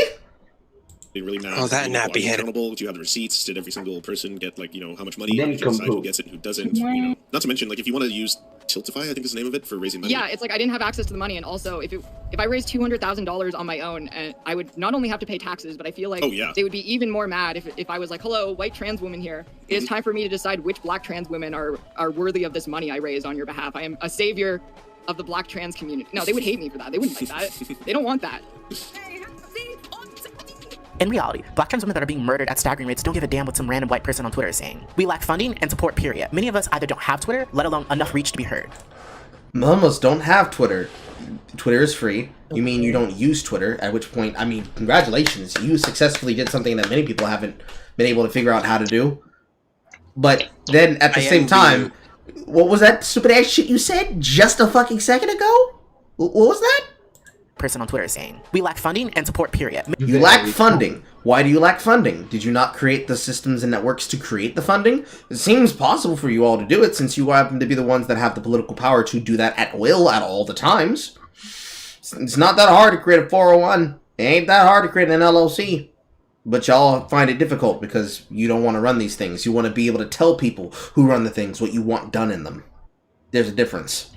Many of us either don't have Twitter, let alone enough reach to be heard. This clip also showed me that Keffels isn't in community with black trans folks, displaying how she cares more about how she appears than helping BIPOC trans people she states to be the CEO. Twitch streamer cares more about how they appear than about the actual use of their politics. Congratulations, you just got every Twitch streamer. Aren't the Twitch the fucking Sith? Later on at 10, water is wet. The sky is blue. And another news. White leftists are not. Bear shit in the woods. They are not for liberation. They are for the their Earth is own flat profit and for building their own social capital and positioning themselves as the experts, as the. I can't hear. Sorry. This whole thing is just for building their own social capital and positioning themselves as the experts, as the this whole thing has just made me realize that white people are not serious. The only thing they're serious about is racist. This individualist need to be visible, basically. What's that? Self-devout Marxists, Leninists, and capitalists and hyper-Marxist command economy capitalists are only interested in themselves and enriching themselves? No. More news at 10! White women like fucking dogs! Whales live in the water. The earth is round! She's still alive and is living in Antarctica right now. The sky is blue! Black people like chicken! More obvious news at 10! Back to you, Rachel! To be Australians love Vegemite. Progressive in the room. Italians don't exist. That This is just like a facade to them. This is just a game. They have no like Italians are actual white. stakes in the game. Like it's basically like this is like the idea of like liberation is not something that they're. Goddamn! I thought Asians were supposed to be smart. Connect your words and finish your sentence, bitch. Stop stuttering. Carl, she's Taiwanese. They're basically just treating this like as a sport or something like that. What's that? Leftists treat internet drama as blood sport? You are just coming up with the savant takes today. Oh my lord. In other news, once their feelings are hurt, like like once they get their feelings hurt, they will revert to their whiteness and like niggas are in the snap of a finger. Like and like God forbid, like I show a bit of vulnerability and like, show my emotions. Showing vulnerability is when I get uppity about myself and claim my heritage about why I should be allowed to harass people I don't like. About everything. Very cool. And, like when it cool. Like when it comes to like women of color, like pointing out anything that's in other news, world, Antarctica's we're cool. Always angry. We're always like hysterical. We're always like irrational, and especially when it comes to like making fun of white women, like we committed this like leftist irrational sin. Like don't make fun of white women. Like you're gonna you're gonna make us look bad. And it's like I don't care. Like you don't care, and yet you have been molding for at least 25 minutes specifically. Soul Bunny has specifically put you in here to mold for at least 25 minutes about how you so didn't care that you cared that you were on fucking 4chan. What inspired this segment was me watching FD's video that had a segment on online figures cancellation. See Merrick go into depth about why she was previously cancelled while completely leaving out the biggest one. You mean the woman who was taking pictures of herself in the bathroom at campaigns and rallies and protests where people were like, oh my god, she probably got arrested for activism. Oh no, she was in the bathroom taking pictures like a fucking slut. Yeah. She constantly ran defense for her now racist ex-boyfriend SEL, and joined in on the dog pile with Professor Flowers and Cat Black. She also went after me for my first video essay that included her ex's racist statements. My video also breaks down her weak 13-15 arguments, and she ignores that arrests aren't convictions. She played up the white tears and expected me to delete my first video. At this time, I was a nobody with only 500 subs. What doesn't mean when black people get attacked and I was only a nobody with 500 subs. Now I'm a nobody with 6.9, 6.6, 6.6 subs. For correcting. Carl said at 2.16. Okay. Get up on my left. You bigger than this bitch. Can you see how that can hinder a lot of work when we're stuck discussing one-on-ones with self-appointed? I am actually not. I am smaller than her at this current point in time on YouTube. Damn. Yeah, it's me. It's such a damn. The hair has gone from blue to purple. You better stop fucking playing Silent Hill music. I swear to fucking God, nigga, I will slide you. Oh God, do not play Heather's theme. I swear to God, nigga. I swear to God, I will punch you in your Adam's apple, B. Don't fucking do it. Don't fucking do it. Do it. Casual NYC reaction. Nigga, I swear to God, B. Don't fucking play Heather's theme. Don't you fucking do that. Don't you fucking do that to me. Play something else. Play some circus music. I want to show them the bitch. It never should have escalated to the scale that it did. Where you at? The hair is changing color every single cut. Where you at? How is the hair changing color? How is the hair changing color every single cut? At this time, I want my face. What does it mean when black people get attacked and dogpiled for correcting white people's advocacy for us? Because this Can you see how that person's can hinder a lot of work when we're stuck discussing one-on-ones with self-appointed? I did pop up to really and to understand the seriousness of the situation. I want to show we would like to remind this channel that we condemn the use of the F-slur and we I can't hear. as a community. I cannot hear. The blatant misogyny is sad. The harassment, the dogpiling, and just all this coming from my confidence. That's sad. Please listen to the perspective we have been given and understand these are real people's lives. I mean, it's also other people's real lives that you guys are constantly that you are constantly trying to deplatform and destroy and life ruinate. But you don't care about that because they have opinions you don't like. White people making these spaces unsafe for us. And that's not us being insular. It's them refusing to learn or understand or otherwise like meaningfully engage with. White people are making it unsafe for me to integrate myself on the internet because I refuse to be responsible for how I use the internet. Any anti-racist theory or any anti-racist like praxis. Racism is very serious and it can be extreme. White people should treat it seriously, but white people should do what I say. They have this like stereotypical idea of well, then you should be taking white racism seriously. You know, they don't see that calling any black leftist a psyop. They don't understand why that's problematic because they only see the Klan hoods as a valid form of racism. racism. White people should do what I say, and they should listen when I tell them that they are wrong. I'm gonna whip the whitey in the shape. Of these oppressions. And it's kind of like why we keep going in this like endless circle, because we have to keep explaining to white people that yes, white supremacy is actually at the root of everything. It's at the root of misogyny, it's at the root of queerphobia, it's at the root of transphobia, it's at the Jesus Christ, that fucking audio. White people should do what I say, they should behave how I want, they should put a collar on their neck, and they should let me call them their master. Definitely tolerant. Sometimes I feel like white people are just like being dense on purpose, their God-given right to be dense, and to keep us trapped in the cycle of explaining to white people that white supremacy is at the root of everything. Like the white arrogance makes them come into these conversations where they're like, I'm the most right person, and if you tell me otherwise, I'm just gonna harass you because you're racist. And like, it's so... Having an opinion and then being harangued and harassed by an Asian is clearly white supremacy. That arrogance means that they're not coming from a place of like wanting to learn and the circles. Arrogance is when they ask you questions and then you tell them, you should just know this. wanting to join the collective struggle. It's about wanting to feel like the most right person in the world. It's about their own personal grievances. White people, they're brand new, but they're acting like they are the experts and they're the most right. And this whole debate culture, it exacerbates that problem 100% because they have this like following, to have this fan base of people who hang on to your every word. They're not coming to this with an open mind. They're coming to this with a, okay, I'm here now, let's fix it. Kat Black, a black trans content creator, is one of the pioneers of trans YouTube. I've been following Kat Black since I was a freshman in high school. In 2016 to 2018, she was targeted in a harassment campaign by the alt-right pipeline. Numerous bad faith videos were made that didn't engage at all with Kat Black. Being targeted by the alt-right pipeline is when people of the Skeptosphere made videos criticizing their opinions. People who now side with her, happily and openly. Oh god, the YouTube skeptics. What a time. A very simple question. Without naming names, she asked her community that's largely trans if ironic misogyny is helpful to trans liberation. This led to Ian, aka Vosh, who made the ironic misogyny joke against J.K. Rowling to jump Pink to sword. In that exchange, Vosh not only was a massive dick, but he also displayed an explosive amount of arrogance that only assists white men with confidence. Everything he displayed past was false in his glory misrepresented his confidence. What's that? A fucking West Coast liberal who has money from his father acted like a jackass and then a self-entitled bastard. What is More news at 10! Black people like Carl love fucking Popeyes! In other news, California is in the United States. Oh, I can't! And I'm on fire! Bro, I fucking In can't! other words, Baltimore exists. You're mad that people demonstrate that they are hypocrites and they don't actually like you, they just use you? This is shocking to you, Soul Bunny? Are you serious? More news at 10. I live in Maryland. In her attempt to shut down Vosh's lies and low digs, she rightfully released DMs that showed how unhinged and self-important Ian is. At this point, Ian decided to escalate the situation even further, taking it to stream to weaponize his live audience. What's that? The streamer using his streamer audience to try and deplatform another person and make himself look better in internet drama? That's totally not internet blood sports via the leftist.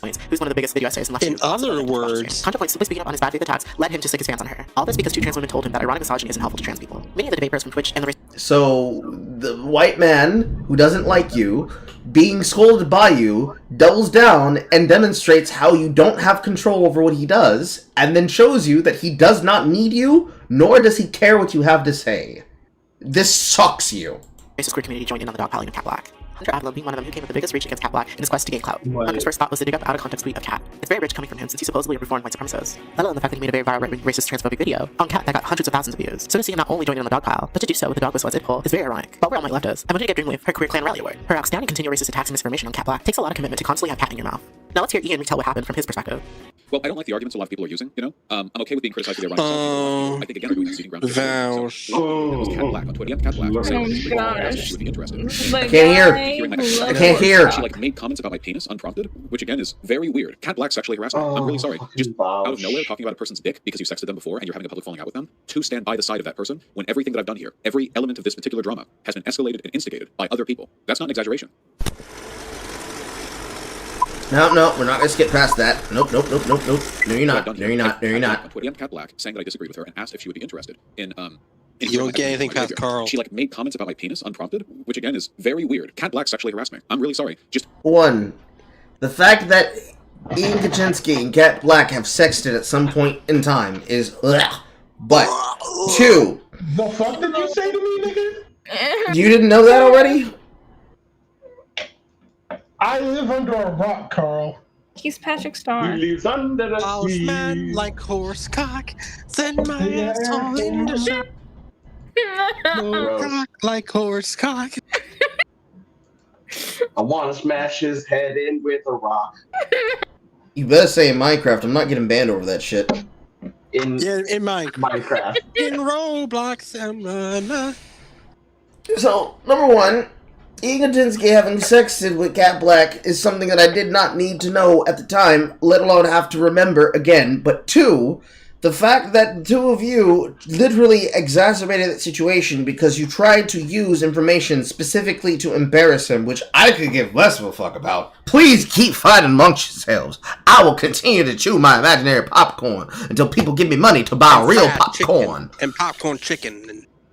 I actually hate popcorn chicken. It's not filling. It's not satisfying. His popcorn. The pieces are too fucking small. Popcorn chicken. I want fucking chicken. I'm not getting popcorn chicken like, bite size. No, I want a big fucking breast and put it in my mouth. No pause. Than the actual chicken. They just, The bones. Listen, I eat fucking rotisserie chickens like they're fucking hamburgers, okay? The bones add calcium. They do. Also, they're soft enough you can chew on them. But that's beside the point. Bones. The fact that you guys exacerbated the situation by trying to come up with information to embarrass him is the reason why he doubled down the way that he did. And that was exacerbated by all of you. He is correct when he says that. You literally did exacerbate that, and you believed that you would have the ability to hide behind your racism and behind your race, and that he wouldn't do anything else. You thought that you would buck at him and say, "What next? Hey, what next, Tracker? What next?" And he wouldn't fucking do what normal people like him do. And by normal people, I mean fucking unhinged leftists do. Out of nowhere, so I'm getting her is a rare vouch W. To stand by the side of that person when everything that I've done here, every element of this particular drama, has been escalated and instigated by other people. That's not an exaggeration.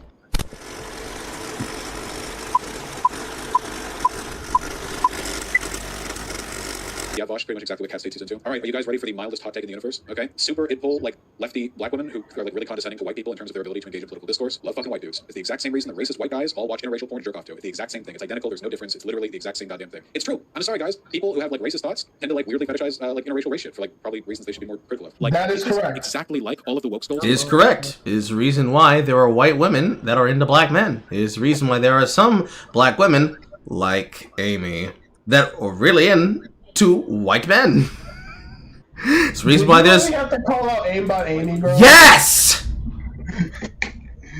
Is that? Why That's not information that we're not aware of already. Is that why my coworker had? It's why Black and Bleach are so popular. Is that why my coworker who I had a fling with keeps telling me about white boys? I'm gonna need pictures before I can give an opinion on your coworker, but yes. Black Caribbean. Say stuff like I said I need pictures. I didn't say description, motherfucker. I'll send it to you later. Like, are you done invalidating the voices of trans women who have been hurt by your content? It's such a shitty, presumptuous, woke skull kind of behavior because you're presupposing, the more viewer in the replies being like, that's not what's happening right here. Like, this is necessary, okay? Publicly shame her into changing your mind on this. I think it's funny how he's talking shit, so here we are, lol. She really is mentally a teenage girl. Don't they say trans people go through a second puberty when they transition? Oh my god, I didn't even see this. Wait, she's genuinely retarded. I'm so sorry. Do you guys remember the DMs that we shared? As you saw, everything escalated the situation. What did you just call me? More than a dog. His fetish comments were pulled completely out of his especially when you know, so open and what did he say? Trans people's lived experiences will always arrogance. I still can't hear. This white man has to offer. And don't waste your time with the Blair White and Candace Owens strawmans. You don't even realize you weaponize them against black people just as much as white supremacists. Now to these important next clips. It's real bad. You guys say Oh, lovely. Demon Mama. Get all the fucking cringe lords in here. that she leaked the sex, which, by the way, I saw large content creators repeating the fact that she leaked the sex, which never happened. That did not ever happen. No sex were ever leaked by anyone. All that Cat Black ever did was say that the greatest extent that they ever engaged was to sex a few years. Also, these are DMs involving this dumbass. We're gonna have to go to the full screen. Oh boy. Oh, hey, Halfling. What's up? Hello. Hey, Halfling, how you doing, homie? Hello, my boy. Hello. Good evening, all. Hello, young lady. I haven't spoken on him going after Candace Owens strawman. Is saying that she leaked the sex, which, by the way, I saw large. No matter what you think of Vosh, what Kat did the other day was 100% sexual harassment, and it's just plain gross. I always speak highly of Kat, especially when her talks on sex and consent, which makes this even more sad. Revealing intimate information in conversations and publicly trying to demean and humiliate someone about their genitals is so nasty and manipulative, it generally shocks me that some people took it with such nonchalance. It's weird how you're able to understand this. It's very weird how you're able to understand this. If I had a falling out with a female streamer and I talked about how we sent lewd texts and she had weird tits that were just apropos of nothing, I hope you all would tear me apart for that. It's so childish, weird, and just sexual harassment. No, it's just cringe. It's just cringe and very demeaning. it's also demonstrative of exactly how you think about people and how you actually view them. That you view them as a thing that you can make access to, and that in the exact moment that they no longer are accessible to you, or they have something to do for you, that they are now something you can dispose of, like the wrapper of a burger sandwich. It's weird. It's weird that you're able to understand this concept, but then you harass every single person that you talk about on the internet, but then you hide behind the bravado of, I'm a smarter streamer, you can't criticize me. And when you're held to the standard that you claim you demand to be held to here, you say things like, I'm a dumb relativist. If you think you did something here, that's good for you. Content creators repeating the fact that she leaked the sects, which never happened. Happened. That did not ever happen. No sects were ever leaked by anyone. All that Cat Black ever did was say that the greatest extent that they ever engaged was to sex a few years ago. You guys have been spreading that lie all the fuck over the place. And honestly, that's fucking shit. A lie is when we actually see the DMs that were produced by Vosh. Just fucking misinfo. And it is I'm seeing it now, by the way. People perpetuating this, and this is how you start to build up a cancellation profile for someone who didn't even do the things you're accusing of them. No, that is actually how cancellation works. It is when you create trumped up charges to harass people over that you believe you can weaponize. And it doesn't matter if it's true or not, it just matters if you can get it over the fucking hump, and you can get enough people on board. Which is weird that you understand that, because whenever that happens again, you no longer are allowed to say, well, it's just accountability culture. First of all, F you, Shark, for being another black man complicit in some racist transphobic bull against a black trans woman. You're really giving leftist Candace Owens vibes. You were so... Candace Owens. I love when my enemies are in ruins!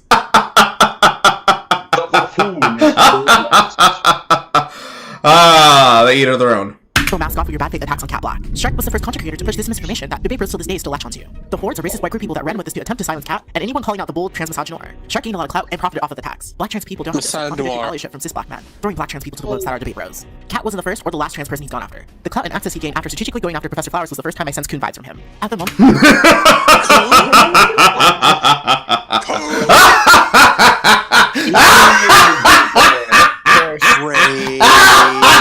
Suffer, motherfucker! Suffer! Suffer! Suffer! Well, he lacks any contrition for the hate you push. I don't have time to deal with Uncle Ruckus Jr. Well, my black and brown trans... I think we get the point now. I think we get the point now. For lacking resources, support, dying, and being murdered. There's a lesson from this that I want leftists, and especially corn to It's so good. Wow. To allyship to black trans folks, it's more than publicly stating your support. To be intersectional with us, you need to include us in your dialogue. You'll need to share your platform to help push nuanced discussions. Learn what trans misogynoir is, which I discussed in my video Transphobia and Trans. Nobody knows what trans misogynoir is because you don't even explain what misogynoir is. Now back to this caucasity. I will not move from my positions because I am right and confident in that rightness. And I have not, nor will I ever cede ground to bad arguments because they're being... Why does it sound like test speech now? We will be mass banning people from my subreddit who take any position other than the correct one, which is mine. Also from my chat and from my Discord. There were a lot of people... Vosh is an AI, I swear to God. Of course he is. Vosh is an actual, not NPC, no, straight up one-for-one AI. Of course he is! His entire position is taken from Destiny. He has to copy what he believes is going to get him the most popularity, which is why the Fortress arc has been terrible for him. Defending Contra. He genuinely sounds like text speech here. What am I supposed to take from that? Don't you think that I'm right or mentality encourages this kind of behavior? No, never see it into the abusers. They want you to think that being confident is what they have a problem with. They want you to believe, oh, things okay, stop sucking Destiny's dick, Vosh. I will never cede anything for the sake of optics with these people, okay? Never in my life. I will tear this entire goddamn community to the ground before I cede even the slightest point for the sake of getting them off my back. I do not care. I will never care. I'm building my nest egg, all right? I'll do this shit for as long as I can. I will never in my life back off. And if more people were like me, the left would have won the online space years ago. After watching, aren't you eager to get the most helpful trans ally award? Trans people agree with you as this person says it all. No, you'd be humiliated. For spaces where white supremacy in the queer community. No, so fun fact, Florida passed a law in which they're allowed to typically castrate people. Wait, I thought I heard that some parts of it were getting repealed. Nope. Well, chemically castrate pedophiles. Are you talking about Florida?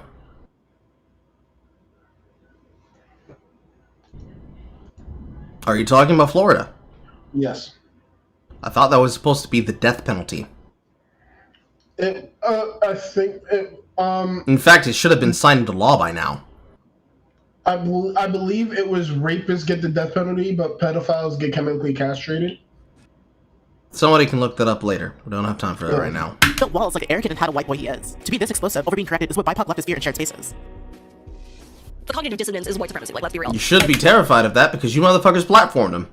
That weird cognitive... You platformed all of them. dissonance, like it was a bit surprising. You know, like, and this is my real life. You know, like these are my like lived experiences. Whereas your real life is Twitter? Damn, bitch. These like white leftists, they're just shitposts. Ew. They're just trying to get content for their streams or whatever, and they're trying to just like reactionary grifting, like a lot of people on the right. Reactionary grifting is when they do the exact same thing they do to everybody else to you. Like I like the fact that so many white leftists also have the same reaction as so many right-wing douchebags kind of speaks volumes, you know? Like even white people who are like marginalized by class or by disability or by sexuality, they still had the same reactions as like Jesse Single. And what does that Why didn't they recognize that they were all participating in a form of negative class consciousness? say about whiteness? What does that say about so-called white progressives? This final mascot conversation I'll show you is of Ian talking to Andrewism. It is rich in examples of being out of touch and struggling with allyship 101s. The problem is, the language that I used was inclusionary, and the language that she used was exclusionary, which is the reason why I was critical. My message was Exclusionary would be. So she literally says, do not talk to me about police, white people, until you've done X. I can't imagine. She said, please don't speak to me about police in the context of what the guy said. She was... Why are light leftists more eager to unify with radicalized communities than organizing your own people first? Unity of black people is meaningless as long as the masses of white people are indoctrinated into white supremacy and liberalism. Please do not talk to me about police. No name. Revolution requires unity. I can acknowledge your struggle without claiming it as my own. I can educate myself and speak truth to others. I learned so much from you. The capitalist police state are our common enemy. I know it's different, but let us help. Please let us help. Or I assume that's what it says after that because his fucking webcam is blocking the image. The problem with this concept is that the idea of thinking that what you need is for people to unify themselves amongst themselves before then unifying with you is very clear of the kind of lockstep groundthink that has poisoned your mind, the well, and the argument long for 10 years plus straight and running. You cannot have, quote, class consciousness because you cannot have unity. You can't have unity not because you don't have class consciousness, but because you cannot connect to your fellow man. You can't connect to your fellow man because if you find out that he didn't vote for the same thing you voted for, they become a Nazi in your eyes. In your eyes.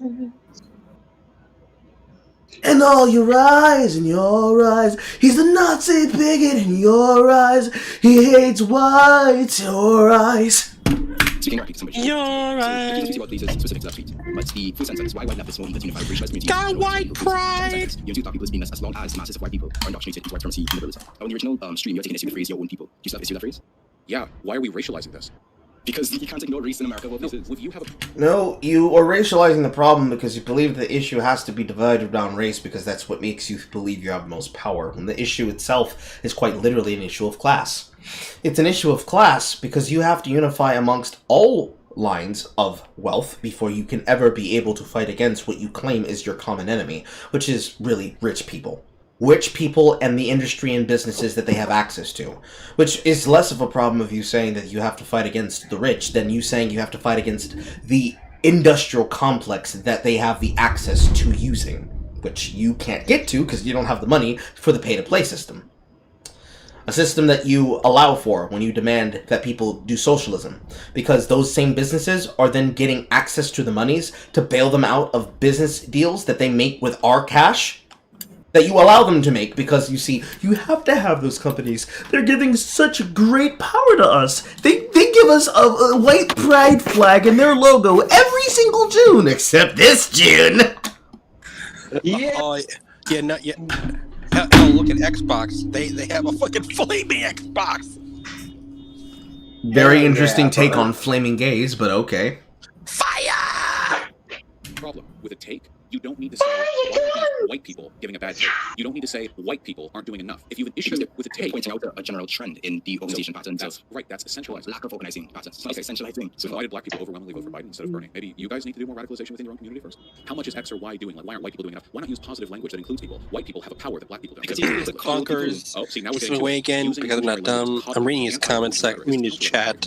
The original tweet is saying, hey, workers of America, we need to rise up together and recognize that petty racial infighting is not the way to solve our problems. We need to work together against the collective institutions that oppress us. You have a way of perceiving these sort of things, but let me scale back a bit. If you were a random white kid and you saw this tweet, you I'm not talking about random white kids. Random white kids are a huge revolutionaries. White Boy Summer is a revolutionary's haven, okay? We need those random white kids. And they see a tweet like this, and what do they think? How can you recruit new people if you don't care what nobodies think about our movement? How can we recruit new people if we don't care about what randoms think about our messaging?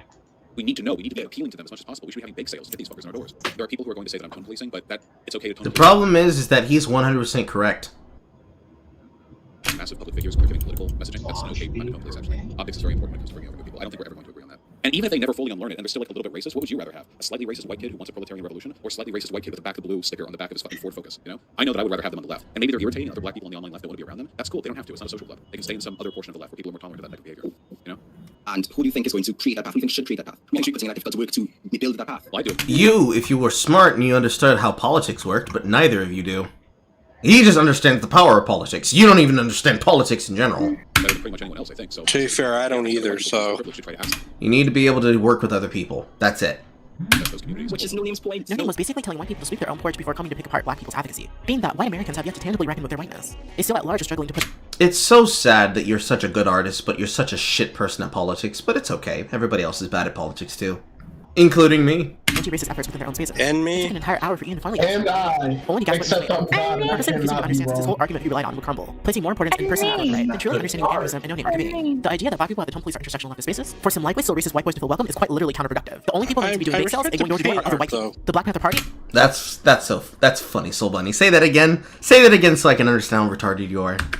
For some likely still racist white boys to feel welcome is quite literally understanding what animism and No Name are conveying. The idea that black people at the tone police are intersectional leftist spaces, for some likely still racist white boys to feel welcome is quite literally counterproductive. The only people that need to be doing bake sales and going door to door are other white people. The Black Panther. How dare I let the white man feel comfortable in my house at the cookout?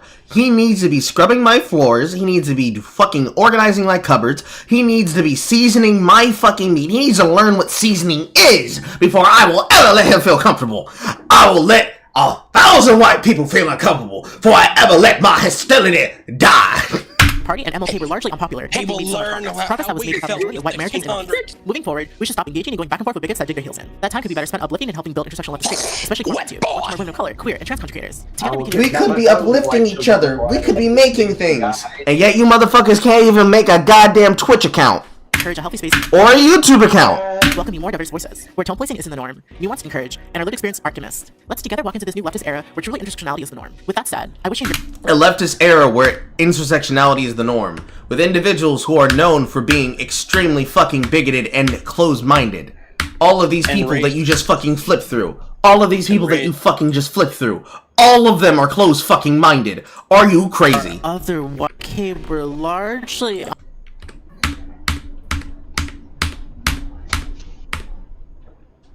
Let's see here. Close-minded woman. Close-minded man. Close-minded woman. Extremely close-minded gay. Close-minded woman. Are you fucking kidding me? Bitch, get real. Bitch, get real. You're fucking laughing. All of these people are well-known leftists. If you don't recognize them, trust me, they've been on my channel before. You just don't remember. You're fucking laughing at me. You're having a laugh. You're having a fucking laugh. You're having a fucking laugh. You're having a fucking laugh. Callum, I'm becoming more British the more times I get angry. Oh, damn. Come the fuck off it! You're having a fucking laugh, mate! You're having a fucking laugh at me! It's not George, how we conquered the fourth of the world. You have become... we saw the world becoming cringe and we decided to fix that. He turned into fucking Gordon Ramsay. It was that or let the world become Spanish or French and we couldn't have that. We're so inclusive, guys. We're so inclusive. We're gonna demand money about how you should listen to me. How you should platform me before I ever listen to your arguments. Give me money before I talk to you. You pay me? Yeah. Oh, get the fuck off of it. You're laughing at me.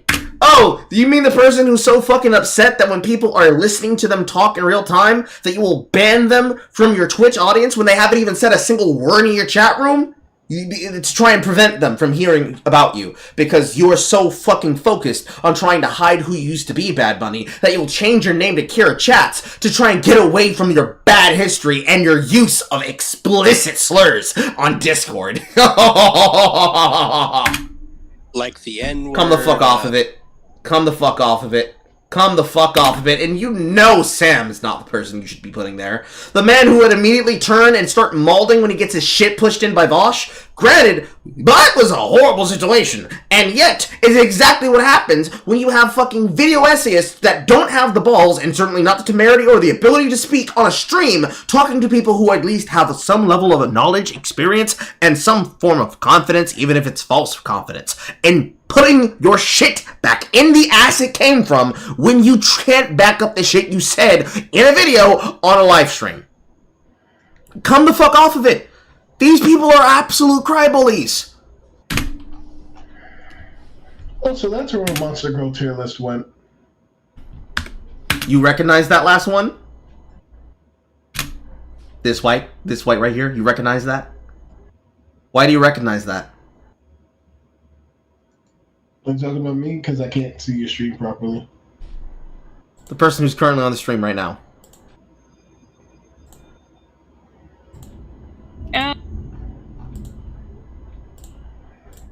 This woman. You recognize this woman. Yeah, actually I do. Who the fuck? It's vaguely, but I'm drawing a blank. Who the fuck is she? Other than another Diamond fucking video essayist. I want to know why Chris recognizes her so goddamn well. Hold the fuck up. It's been fucking years. I don't recognize this. I don't remember her name. Oh god, what the fuck was her name, bro? Do you remember a title of her content?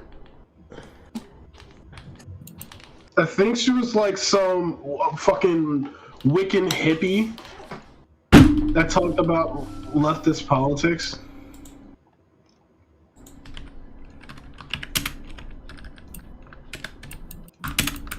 That wasn't her actual name.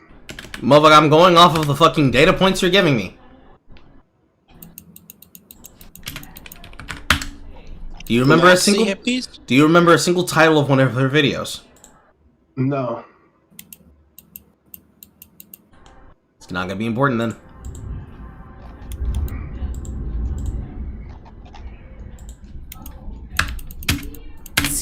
I wish I could recall her fucking name. I just recognize them by face. Special thanks to Of course, the trans flag, because they're so self-indulgent. For making my thumbnail. If you want to help me create more black Anyone who does the trans, you're able to support we might as well Carl. do the trans flag in our names. I have Patreon. Carl, can we talk about how they're so self-fucking indulgent that everything they do needs to have at least one trans flag in it? I'd rather not. I don't like enabling this stupidity. This one is 2 hours and 11 minutes. I don't feel like watching it, but it's in here. Because I wanted to make sure that I saw this from Chud Logic. We'll probably watch this another day. Oh, look at that. He took down the BLM flag. Oh, isn't that interesting? Why'd you do that, Christopher? By large mentions. Oh, no. Also, yes, he does have your name. Yes, he does have your name, Chris. God damn it! There can only be one! I'm the fucking Highlander! Nobody asked me why I know his name. Please, nobody asked me that. I don't want to have to lie to your faces. Nice Cherokee t-shirt. Carl, I'm gonna go grab my halberd or my katana. No, you're not gonna do that. No. What you No, should I'm do, gonna grab my what you should do is you send me $20 to prevent me from talking to your mom. Fuck you! I'm gonna grab my nigga stick. You were feeling so free with the N-word since we were streaming on YouTube. You were feeling so free. Nigga, I'm black. I can say it. Fuck out of here. And yet, who has to be the one who's consequence if something happens to me? It is me. It's me that gets the consequence, motherfucker. Alright, fine. When I make my own YouTube channel with Jamel, You don't have to worry about that then. I'll invite you. And Shanique. At the very least, I need to make sure that we see this opening section from Judd Logic. Strategically going after Professor Flowers was the first time I sensed cool vibes from him. At the moment, he lacks any control. He has the punch lasagna take, but softened a bit. I do think Vosh has got some weird thing with women. I genuinely do. Ninetales Cosmic Fox, you are an absolute failure of a content creator. I am going to be leaking DMs. If there's one group of people in society that don't have it hard enough, it's Indigenous Americans. I'll talk about Indigenous issues as much as I want to, okay? Thinking emojis. Nothing anyone can do to stop me. Shark dipping into the low IQ memes. Let's go. That's what I'm talking about. So, there is a response video from him. Do I dare? I don't dare. I don't care. Moving on. Next thing, Ariel's black. Oh! God damn it, Carl! What? That's the title of the video. That's the title of the video, Chris. The Little Mermaid is black now. You get over it. Get over it. Goku's a white guy now. Get over it. Aang's white. Katara's white. Sokka's white. Zuko, Indian. He's the guy you see at Dunkin' Donuts. Get over it. Okay, number 3 and number 5 are white and disabled from Codename Kids Next Door. They're white and disabled now. Are you done? Get over it. Are you done? Chris, are you done? Number 5 like that. Konoichi's a white woman now with blonde hair and blue eyes. Get the fuck over it. Are you done, Chris? I want to kill myself. I want to kill myself. He wants to kill himself and don't starve together. Get over it. Yes. Disney's 1989 film, The Little Mermaid, is one of the company's most well-known projects and is often credited for getting them out of a decades-long slump that effectively But then reintroduced 2.25 speed. One of the reasons why Disney is as big as it is today. Loosely inspired by the 1837 Danish fairy tale of the same name by Hans Christian Andersen, the film follows a red-headed teenage mermaid, Ariel, after she falls in love with a human and decides to trade her voice for a pair of legs. With Disney releasing several live-action adaptations of their most popular films in the past decade and announcing new ones all the time, it was inevitable that they'd eventually turn their attention to The Little Mermaid, with the company first confirming that the live-action remake was in development in 2016. It's become a bit of a running joke that Disney's live-action remakes are poorly received, but the vitriol directed towards The Little Mermaid is at a whole other level, and the catalyst for this absolutely absurd amount of outrage is difficult to determine. While the public was initially wary of this project, this skepticism turned outright hostility in July 2019 following the casting announcement of singer/actress Halle Bailey as Ariel. Because the internet has a notoriously short attention span, the hubbub eventually died down, except amongst those who made it their entire personality. But in 2022, the discourse was reignited following the release of the film, which was the first official look at our new Little Mermaid. As of the publication of this video, the teaser trailer has over 3.5 million dislikes on YouTube, which is quite the response to a video. Unfortunately, this backlash has only gotten more intense as the film's release date draws closer. People have bent over backwards to come up with reasons as to why Halle Bailey isn't a good I can't hear. choice for the role, sparking the trending hashtag #NotMyAriel. But at the end of the day, it all boils down to one thing: she's black. One of the worst parts about all this backlash is ultimately, in 2022, the discourse was reignited following the release of the film's teaser trailer, which was the first official. You put an actual fish in between the gap between both her fucking eyes. Thank you, Chris. And she does too fucking much in the movie. Thank you, Chris. You know the black girlisms when they sing. Ever since Beyonce got popular, where they fucking do a little too much whenever they fucking sing. While Chris is correct, this is starting to sound like some misogynoir. Goku's white, guys. Come on, what? Goku's white, guys.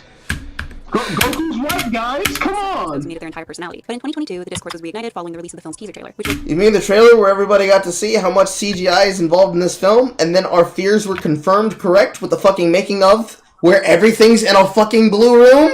The first official look. And the designs look hideous. Video, the teaser trailer has over 3.5. I mean, Ursula kinda eats too much. Carl, yo, I see people complaining about this shit all the time, and people don't really like to talk about that William Trask from the X-Men movies went from a white man to a black man to a fucking midget. The less said, the better. In the span of 4 movies! Less said, the better. 5 million dislikes on YouTube, which is quite the response to a video that's a mere minute and 23 seconds in length. Unfortunately, this backlash has only gotten more intense as the film's release date draws closer. Backlash is when people criticize the CGI of the film and also have opinions about other features that are just not about the actress. People have bent over backwards to come up with reasons as to why Halle Bailey isn't a good choice for the role, sparking the trending hashtag #NotMyAriel. I mean, she's not a very good actor. Her being a singer is completely inconsequential. She's not a good actor. She didn't get to do much in this role because her role involves her being quiet. And in this role, where she's supposed to act through her body, her acting is piss fucking poor. We know this because we watched this together. This shit is fucking disgusting. It is egregious how bad her acting is. But at the end of the day, it all boils I down was to there. one thing. She's black. I know, I was there, and I didn't want to be. One of the worst parts about all this backlash is how little Disney has done to stand up for Hallie. That isn't necessarily off-brand for them, as plenty. Because they don't need to do anything for her. They have already done enough for her. By putting her in that position and then using it as an opportunity to have you all fucking do what you're doing right now, they have already done enough for her. They don't have to do anything. You'll do it for them. That's the best part of racial marketing. People in other Disney-owned properties have been run off of the internet because of their misogynistic and racist fan base. No, they got off of Twitter because they were being harassed on Twitter. But it's a shame that Disney has essentially thrown her to the wolves, leaving Hallie to make Throwing her to the wolves is when they literally have you doing their work for them. comments and press releases all on her own. So you know what? If they're not going to defend her, I will. I've been a staunch Case in point! I'll defend the grown woman. She can defend herself. I'll be discussing some of the most common criticisms I've seen directed towards Hallie's casting in the upcoming Little Mermaid movie, and explain why they're complete and utter nonsense. Let's get Fucking white savior. Yo, if I was Prince, I cannot hear. I cannot hear. The most ridiculous of all these criticisms, which is that Ariel being black is scientifically inaccurate. Yes, there are. Nobody gives a fuck about this discourse. You guys are not gonna let the fuck go of this, and as much as you like to do this, you immediately changed your opinion when it came to Lilo and Stitch. Shut the fuck up, suck a penis. Non-adults who are so desperate to justify their racism and bigotry that they've chosen to Who cares about Racism and bigotry is when they explain to you the character's canonicity and its recognizable feature is white. And so, when people see this live-action remake and they ask you, "Ayo, why is Ariel black?" When you whip out that, "Because Ariel's mermaid, mermaids aren't real, get over it," people are gonna fucking stare at you like you're fucking stupid. that mermaids aren't real in an attempt to make a point. Mermaids exist in the same fictional and fantastical realm as centaurs, harpies, and goblins. So there's absolutely no reason for people to be bringing science into the Goblins? conversation. If mermaids actually Aren't goblins anti-Semitic? fantastical realm as centaurs, harpies, and goblins. So there's absolutely no reason for people to be bringing science into the conversation. That is H2O. I recognize that because I watched a lot of Nickelodeon as a child. That entire concept was them being cursed. They're technically South African and New Zealand. They are that skin color because the actors were basically 3 white girls that fucked around in an ocean island, fell through a magical hole with a trident, and they got cursed into mermaids. And then the same thing happened to a male in the sequel series. Like, literally a nothing burger that you just pulled out as a clip here. If mermaids actually vague memory of this show. This is Harry Potter. Now you're angry at J.K. Rowling for their depictions of what would basically be mermaids. People in Harry Potter are treated more as animals than as people. Like, Well, she does make a Halle Berry there, so no comment after that. it exists, they look absolutely terrifying. Like most other sea creatures, they would have gills, sharp teeth, and be completely hairless. In fact, yeah. And there'd still be some people that try to fuck them. historical accounts of mermaids, like those reported by Leftist, are believed to have been sightings of manatees or seals. Considering that's the same man who thought the Americas were India, that sort of egregious mistake doesn't surprise me. Listen, guys, mermaids aren't real, but let me shit on Christopher Columbus real fast. The beautiful humanoid mermaids Did you get it? So drawing the line Columbus at a mermaid bad. having dark skin isn't just absurd, it's obtuse. Especially when actual scientists have said that mermaids having darker skin wouldn't be completely unfounded. According to Marine... Listen, guys, mermaids aren't real, but also, if mermaids were real, they would totally have black skin. Nigga, pick one cope and stick to that cope. Biologist Karen Osborne, whose studies explore how fish's appearance helps them survive, quote, right at the surface, a lot of things are blue, because you blend in with the sky behind you for predators that are down below looking up. As you get deeper, you see animals that are pigmented or deep red, because there's hardly any red light in the deep sea, so being red is effectively being black. Then you see lots of brown fish and lots of black fish and lots of ultra black fish. Being black in the deep sea is a really good camouflage, because once you get below 300 meters, it gets So she should be a there are redhead a lot then. of organisms down there that produce light. About 86% of animals in the Yes, she should be. She should be a redhead. ocean are bioluminescent, and a lot of that is used to reflect, so if you absorb all the light that hits you, and the background behind you is Nice black, then you blend in really self-own well. there. But if you reflect back some of that light, then whoever's making that light and searching for prey will see you. So think about that the next time some random white guy on podcast says that mermaids can't be black. Many naysayers have claimed that casting a black woman as the lead is too large a deviation from the original tale of The Little Mermaid, with some even going as far as to claim that it's a form of cultural appropriation, which is It is. a classic example of co-opting political rhetoric for your own gain, while Based on Co-opting political rhetoric is when people recognize how your rhetoric doesn't go one fucking way. the actual point of the movie. Mermaids are not only equally is to say, then can I hit you? mermaids are not only European folklore; they are specifically Northern European folklore, with the only exception being Greek and some Middle Eastern countries like Syria having similar folklore. Now, if you squint really hard and you just close your eyes and imagine that the white is black, you can really see Halle Bailey in this one scene here. And her I eyes closed like my an eye. inch to the sides. Oh my god, I closed my eyes, Carl, and in the pitch black nothingness of my own psyche and trauma, I can see Halle Berry at the bottom of the ocean. Problem is, Halle Bailey. Problem is that she's being drowned at the bottom of the ocean with cinder blocks attached to her ankles, Carl. Are you sure this is not just a New York fantasy? Probably. Also, that would be the great title for a film. Coming this summer, New York Fantasy.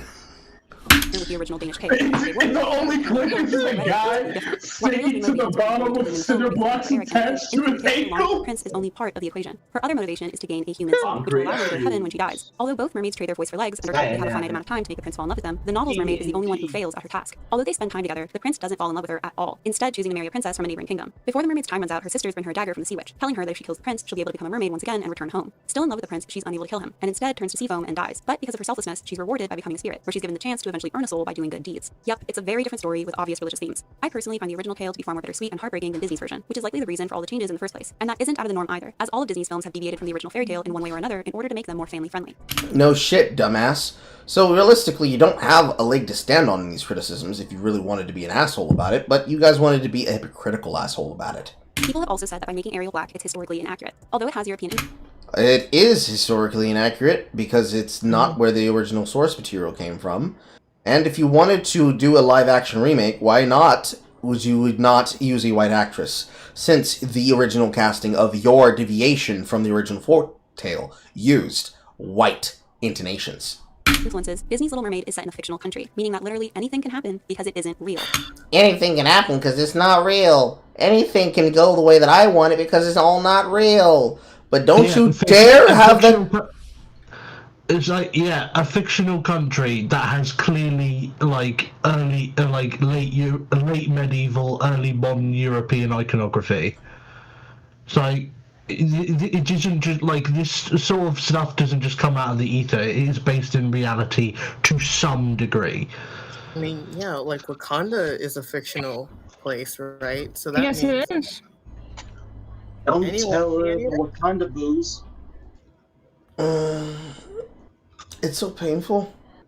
Everything's not real. But don't you dare cast a non-black Hawaiian as Nani. I need my thickums, bitch. We need the representation. The representation of that fat ass. We all know that none of the people making this argument actually care about historical accuracy. They just want to be able... They said as they made Black Vikings in a show on the History Channel. To say that non-white people and Cleopatra and being called out for their racism. This sort of how their meat diversity and outrage pops up anytime people of color are introduced into a fictional universe, which is so ridiculous. We were Vikings. Every single time, every time a fictional character is brought up, it's always a resistance to see black people. Always resistance every time. It's never anything else. Suspend their disbelief enough to watch orcs, dragons, aliens, and elves. But people of color, no, that's going way too far. It's well known that Hollywood was built upon the marginalization of minorities, as seen with the creation of the Motion Picture Production Code, aka... What's that? Old white people used to be racist as fuck? The Hays Code back in the 1930s. The Hays Code set strict industry guidelines in the 1960s. And amongst these various rules was the outlawing of miscegenation on screen, which meant that two people of different races couldn't be depicted in a romantic or sexual relationship. In an era where a person of color had the opportunity to be the lead in the first place, this rule effectively allowed Hollywood to get away with casting only white actors as their leads for decades. In other words, Hollywood's correct. With white actors including Katharine Hepburn, Marlon Brando, Judy Garland, Mickey Rooney, and Laurence Olivier being dressed up as different ethnicities. This issue of whitewashing, with prosthetics and makeup, is still present today with Emma Stone. I wish you guys could shut the fuck up about this bullshit and stop using it as cope. Angelina Jolie, Rooney Mara, and Scarlett Johansson being cast as women of color. So, in the industry, with white actors including Katharine Hepburn, Marlon Brando, Judy Garland, Mickey Rooney, and Laurence Olivier being dressed up as different ethnicities. This issue of whitewashing, with or without prosthetics and makeup, is still present today with Emma Stone. That's not accurate because that's based on her character. Angelina Jolie. Racial. That's bullshit because goddammit, Angelina Jolie is part of two fucking races. And her father, being white, gives her the ability to white pass while still having the Canadian in her. Rooney Mara. Motherfucker, that is just a hippie being able to play an eccentric fucking character. Get the fuck out of here. Her and her sister are good at doing this. That's why they became popular actors and actresses. Hey, I got one. Will Smith playing as the fucking genie. But the genies aren't real. Moving on. I wish you guys would shut the fuck up about Ghost in the Shell, because even people like myself have demonstrated, and also the fucking original creator has demonstrated, that the entire point of Ghost in the Shell is that you are your ghost, not your shell. If the Major is using this as their shell, it doesn't discount from the fact that the Major is still Asian. Therefore, this is not a case of whitewashing or yellowwashing. This is you not understanding the source material, and this is you all demonstrating that you shouldn't talk about things like anime because you don't understand them. Doesn't it not matter? In these roles, it not only erases a crucial part of that character's storyline, history, and culture, but it also continues a cycle of discrimination and exclusion within the entertainment industry. In recent years, we've seen more and more actors of color appear in works of fantasy and culture, but it also continues a cycle of discrimination and exclusion within the entertainment industry. It's disclusionary and it is exclusionary to have white people playing Asians, so instead we'll have Asians playing horrible stereotypes of Asians. That will make it okay. Asians are racist against other Asians, though. See, you bring up Bridgerton because a bunch of you motherfuckers are going crazy for this Bridgerton shit because you really like this actress. Carl, who's this little light-skinned nigga that I keep seeing showing up in all my fucking movies? I don't know the actor's name. Go back a little bit. I don't know his name. But it also continues a cycle of discrimination and exclusion within the entertainment industry. In recent years, I don't know his name. I don't know his name! God damn! Look up Bridgerton! Look up Bridgerton! Look up the fucking... No, because he's in the fucking D&D movie. Okay! Look up the fucking D&D movie! Look up his name! I don't know this shit off the top of my head right now! more actors of color appear in works of fantasy and fiction, including The Rings of Power, Bridgerton... The Rings of Power... In recent years, we've seen more and more actors of color appear in works of fantasy and fiction, including The Rings of Power... So, The Rings of Power is a case example of you guys not having access to the original source material and making shit up so that you can justify it, and then claiming that it's really cool, interesting, and diverse. I could give a fuck less about Bridgerton. Nigga's name is Justice Smith. That's Justice? nice. Ew. That's Who named nice. your kid Justice? So, in House of the Dragon, it was very notable... What? I don't know. Motherfucking name's Justice. He can be named Justice. I find it hilarious. Of all the characters that they had blackwashed, they chose the ironically racist characters who didn't know what black people are. In House of the Dragon? Yeah. Because, so in the book, there's like this little scene where they're talking about their tan skin, and then they see a black person. He's like, oh my God, he's been burnt by the sun. He's like, no, honey. He's just from a different region. Well, I thought it was dumb in House of the Dragon too, but I felt like, but because they never did it again with any character, be they major or minor, it made me think that the only reason they did it was purely because if they didn't do it, the show wouldn't have gotten the green light, or it wouldn't have gotten as much funding. I choose to see this situation as a case of world building because George R. R. Martin still had his finger on this, and we had been told about this for a while. But the problem is that with the case of the House of the Dragon, you guys use this as though it's supposed to, you guys, those of you who are supposed to be the members of the audience that claim that they are so happy to see black people in things, but can't have the ability to understand the reason why this is something that people wouldn't have cared about in the first place. People wouldn't have cared about this shit here because this is supposed to be a story about characters and background and story. These actors cared so much about the understanding and even the fucking pronunciation. This white actress over here, to the left of this black actor, she cared so much understanding about people understanding that it's not pronounced Valerian, it's Valerian. That she made it explicit to correct her fucking co-stars about how they were mispronouncing it and doing scenes the fuck over again until they got it the fuck right. They cared. Damn. They fucking cared! So this is not one of those case examples that you motherfuckers can reach for! Dragon and Percy Jackson, all of which have... Motherfucker, I could care less about this shit! I don't care! No, I care, nigga. Why the fuck is Annabelle black now? Because they wanted it to be black. I know! You should be angry that they took away this role from people like Alexander Daddario. After watching the Mayfair Witches from beginning to end, I feel like they shouldn't have given that role to Alexandria Daddario. Oh no! So Percy Jackson is set in 21st century America. So the idea of there being a black person in 21st century America is not nearly as much of a stretch. The son of Hephaestus was black, though. He played a very important Since the world role. of Percy Jackson is meant to run parallel to the literal real world. They want it to be modern to a new audience. In order for it to be modern to a new audience, you need to have a golden-haired white boy next to a black woman. No. So the thing was, it is very modern, even in the books. But the thing is that Percy Jackson, Annabeth was the daughter of Athena, so she had white willowy hair. That was one of her major character traits. Other than being hyper intelligent and petty as fuck. Hephaestus had black kids. Because Hephaestus and Hermes fucked black women. And guess what that means? Athena been fucking! Ares had... All of Ares' daughters was fucking tomboys. All of them. Guess what's been clapping Athena's cheeks in this version? A nigga. So there's gonna be a plot point about how Annabeth feels alienated from both her father and her mother? Yes! What the fuck is wrong with you? Listen, I know. Listen, I too wanted to fuck the dog shit out of Clarice. I understand, I get it. But Sea of Monsters is the last film and the only additional adaptation made in the Percy Jackson universe. I'm gonna do cocaine. Okay. Claiming Hollywood is guilty of blackwashing by making these originally white characters black. Do it, you In have regard so to much to Mermaid, live you often for. hear arguments along the lines of, well, what if we made Pocahontas or Princess Tiana or Mulan white? How would you feel about that? But this weak diversionary tactic makes absolutely no sense. It's not a weak diversionary tactic. If we made the actress of Mulan white in a Chinese folklore story, you would have been fucking upset. If we made the Pocahontas white in the characterization of a Native American folklore story, you would have been fucking upset.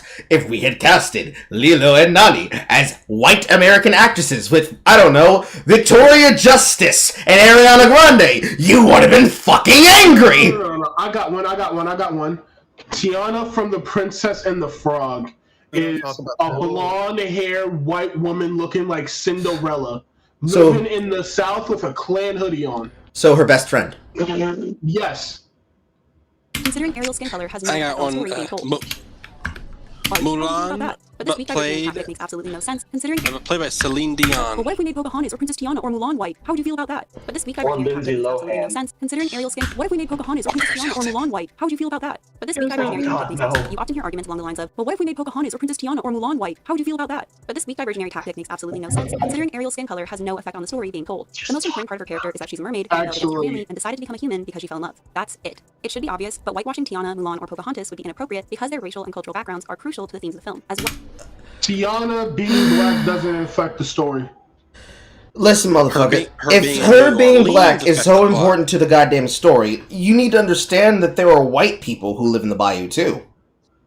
Well as their personal journeys. And that isn't exclusive to Disney's pieces of color either. If you took Merida, whose entire storyline is directly related to her Scottish heritage, and then made her Asian, it would be a completely different film. A surprisingly vocal demographic. And yet you don't understand this concept because for some reason you think that coding them as a particular color is supposed to be a cultural win. Just tell the truth. You wanted a victory. You wanted to stamp your flag in the culture war and say, we won. Ariel's black. No. See, Carl. See, the thing is with Meredith is that they wouldn't want to change her race. No. They want to put the pride flag on her and claim her as a lesbian. A butch dyke lesbian. Stop it! That's cringe. Gay washing. They claim that they've lost their representation, which could not be further from the truth. Red hair is an extremely popular choice when it comes to animation because besides being eye-catching, it can also be used as a shorthand for characters who are rebellious, brave, loud, and headstrong. As a result, red hair is often given to the lead characters in both animated films and TV. And off the top of my head, I can think of Mrs. Incredible, Kim Possible, Daphne Blake, Fiona, Blossom, Starfire, Anastasia, and Jessica Rabbit. And that's just the tip of the ginger iceberg. With many of these characters being heroes in one way or another, there's dozens of positive redheaded role models to choose from. Gingers have no soul. Sure, there's Susie Carmichael in Rugrats, number 5, but there's such a But one of the only black characters who's actually the protagonist is Penny Proud, and she isn't a superhero or a princess. Even in Disney Disney's own official princess lineup, Tiana is the only black princess, while redheads are represented by Merida. Okay. What's that? Disney, a company that was ran specifically for the kind of things that would appeal to the people of the time, did not originally have any black Disney princesses because they didn't have any black stories being told to them? That's interesting. Hold on. No. Carl, let me cook. Go back one. Go back. Why do I gotta go back? Let me cook. I feel like I shouldn't. Let's see. How many princesses here were representative of minorities? All right, let's see. Mermaid area. Let's go.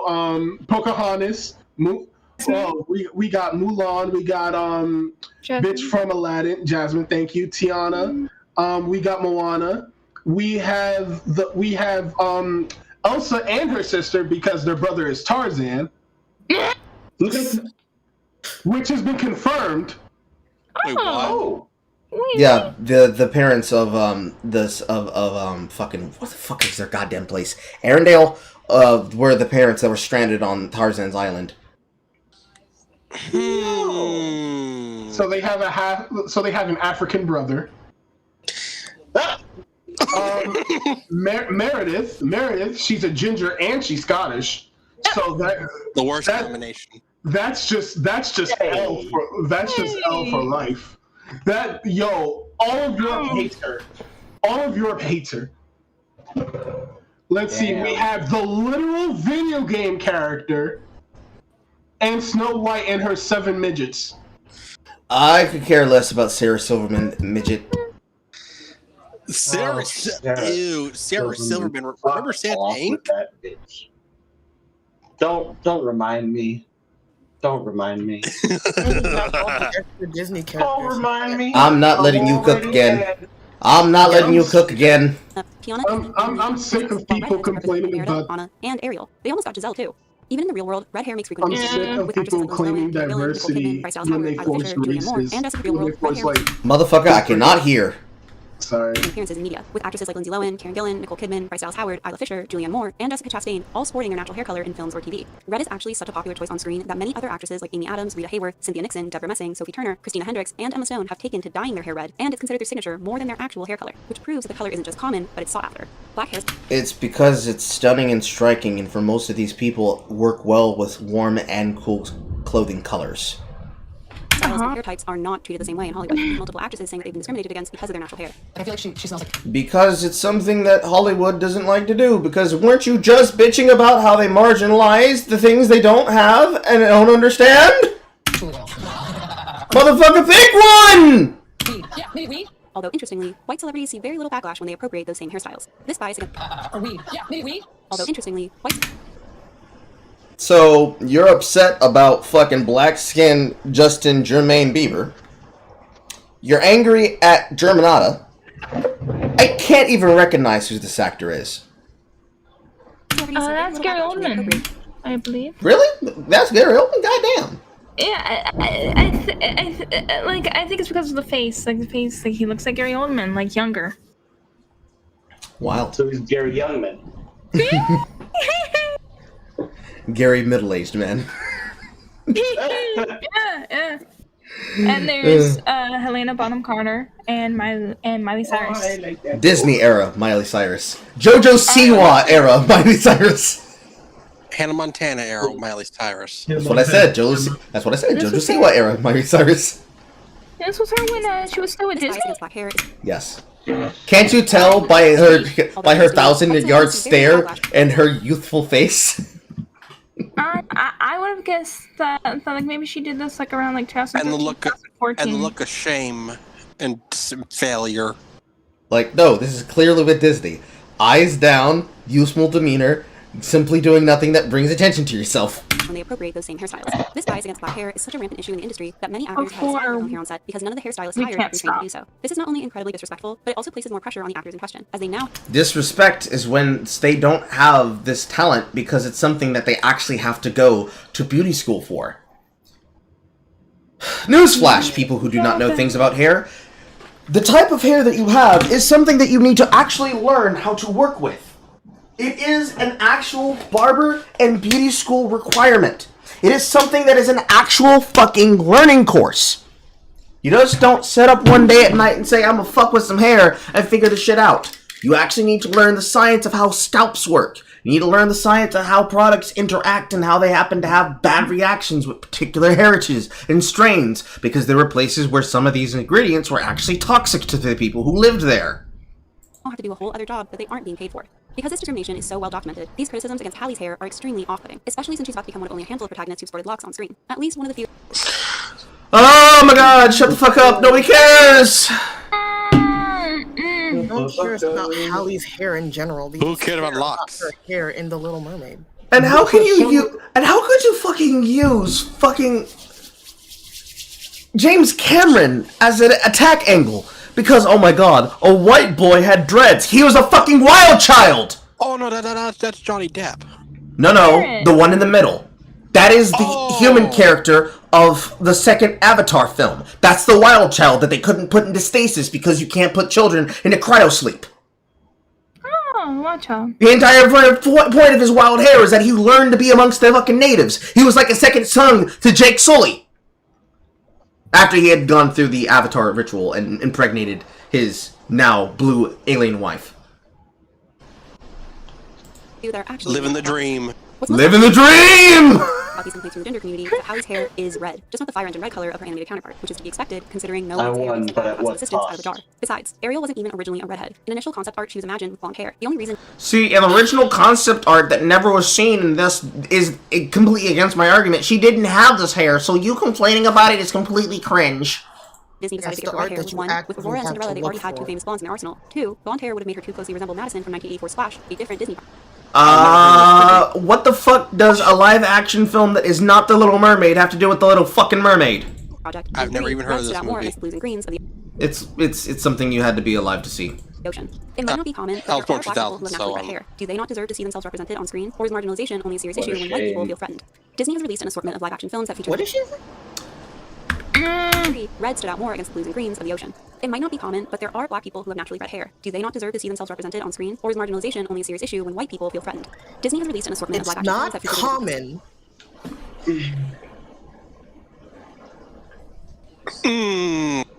Red hair in general is not common. 50% of the world population have red hair.